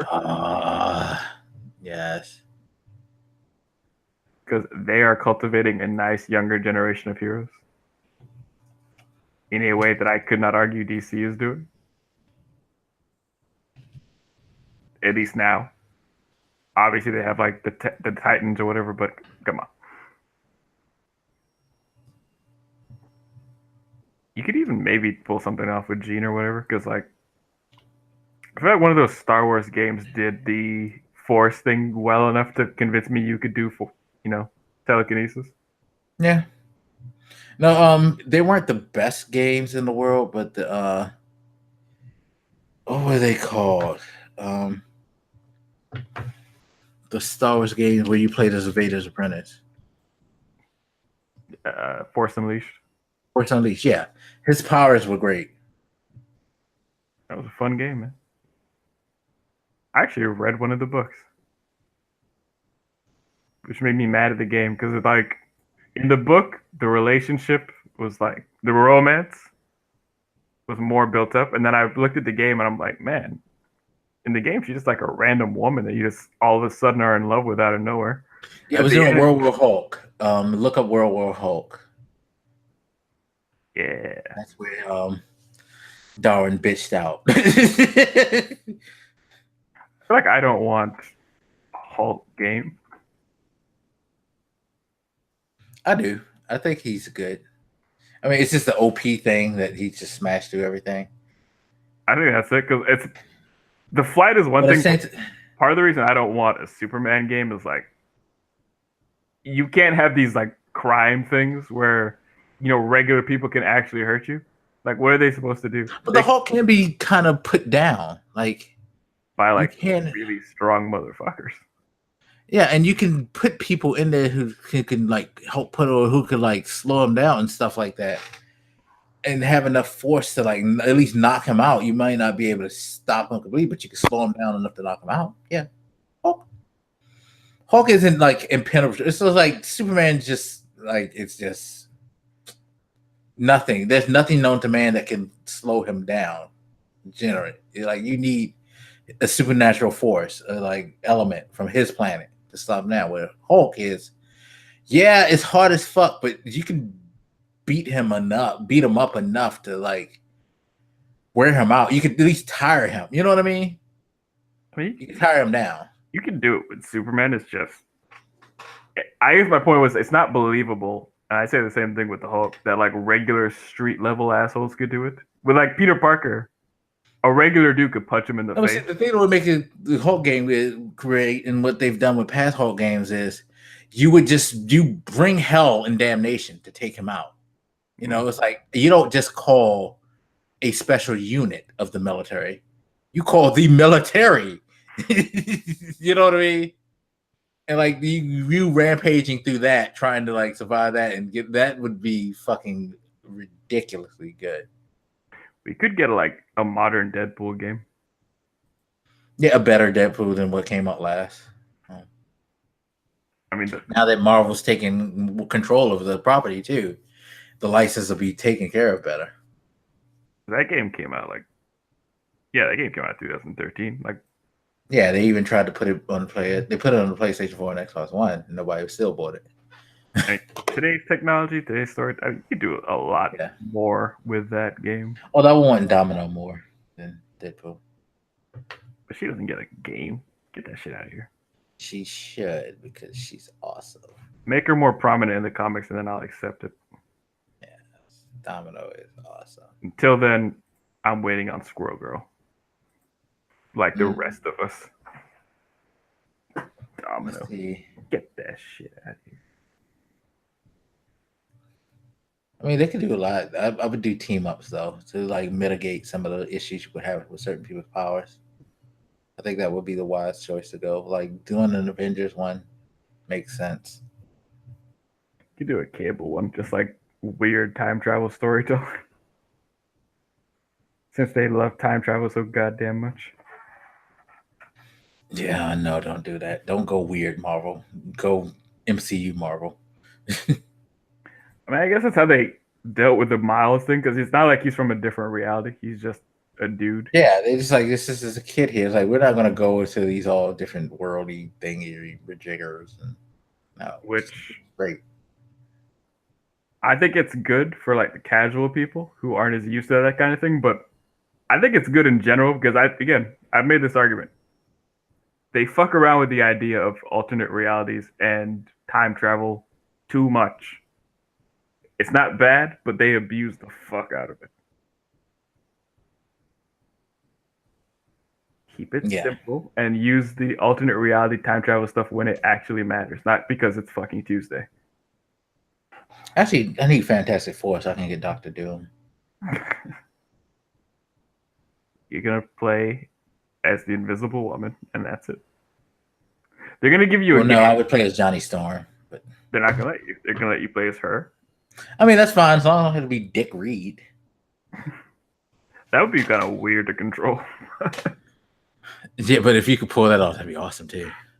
Yeah, give them Game of the Year if they can pull off. It wasn't bad in the what's his name games. The shit, what's the name of the Marvel games where you can play as all the superheroes?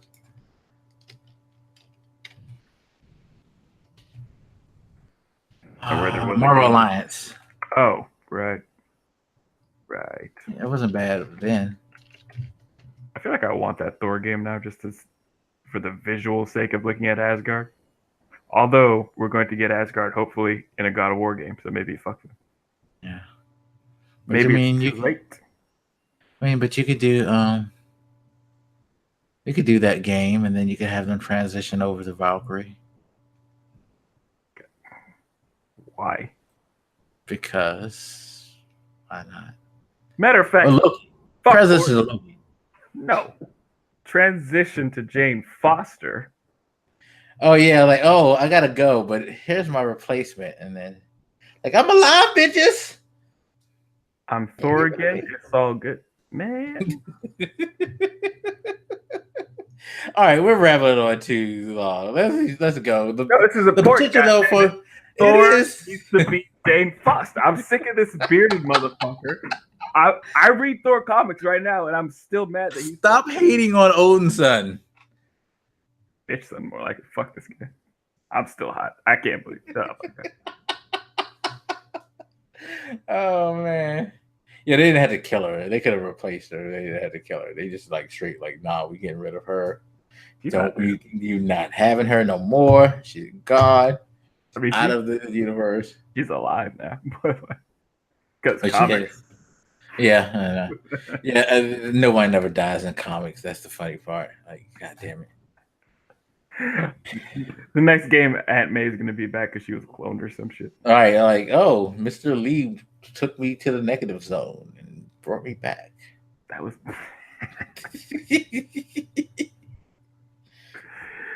You know what it's going to be? It's going to be like a Spider-Gen or a Spideyverse thing where he just pulls some other version of Aunt May in, and then we're all good. No, I think she's gone permanently. If she was Marissa Tomei, Aunt May, she would still be around, but she's not. It is funny because I was speaking to a friend about it, and that was one of his questions. Like, is it Marissa Tomei, hot Aunt May, or is it old Aunt May? Old Aunt May. He's like, oh, then I don't care if she died. I don't like the fact that I'm attracted to any version of Aunt May. I mean, I thought that's not okay. Didn't help that Tony pointed it out in the movie. Yo, your aunt? Yo, dude. You have to put you up for adoption, son. And the fact of the matter that she is old and still looks that good, because Marissa Tomei is around her 50s. No, she's not. Oh my god, she's 53. Yeah, that's what I'm saying. She still looks that good. God damn. Yeah, no. See, this is I can't be attracted to anime. That's come on, man. You gilf. You need to put more like gray something. Put some wrinkles. Not aging. Like Marissa Tomei is just not aging. You can't trust a woman that can do that. She just decided one day, like, I'm done aging, and she just turned it off. You can't. That's black magic. You can't do that. You can't trust this woman. You're clearly making a deal with the devil, trying to get us all to be attracted to old ass Aunt May. Have us all have sinner thoughts. I'm not doing it. Fuck it. We're getting out of here. I think that's a perfect note to go, so he can go have some alone time. Yeah, after like Carmela, and now the realization that Hot Aunt May is old. You're kind of done for the day. I do not approve of Hot Aunt May. There's some characters where you just leave it alone. That is hilarious. All right, guys, we're out of here. Thank you for watching. Hope you enjoyed the spoiler cast of Spider-Man. Hopefully you played it before you watched this. I would hate to you not to, but if you haven't played it and you watched this, I hope this has excited you to actually play the goddamn game, because the goddamn game is phenomenal. It's one of the best games of the year. One of the best superhero games ever made, ever. And it is definitely,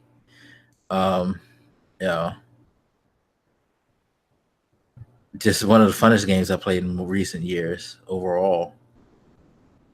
Like, it's just great. Shit is great. All right, any parting words before I close this out? You said it well. You got to play that game. Even if you watch this, I get games in general are so long and immersive and fun and have beautiful stories. It's not like I'm sure there's a lot of stuff in the game that we didn't talk about. Mm-hmm. So there's still a lot to experience. And even just, you got to try that swinging. Oh my God. It is amazing. Yeah, it is. It's the best. You can buy the game just to do the swinging. Yeah, I agree. Just to play around in the open world. It's you have to fuck the story if you don't want to do the story now. Let's see what we're saying for yourself about the open world. Other than that, I guess let's see what other awesome games Marvel and hopefully DC comes out with. Yeah, definitely. All right, guys. Again, thank you for watching, listening. We hope you enjoy, and we'll see you on the next spoiler cast. I'm sure there's something coming out. I guess game-wise, maybe Red Dead. Sure. I have to think about that. And it's not. I mean, much as I want to play, it's not that huge on my list. It's like must talk about stuff.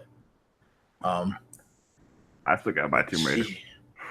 But if it's not that, then I guess we wouldn't see you with another spoiler cast until Captain Marvel. When does that drop? I'll be doing the cast. It's early 2019. I'm assuming it's somewhere between February and March. I'm gonna say March to be on the safe side. Oh yeah, March 8th. Okay, March 8th. So yeah, it's spoiling the shit out of this movie. So get ready, because I'm going. I need to buy my tickets now. Shit.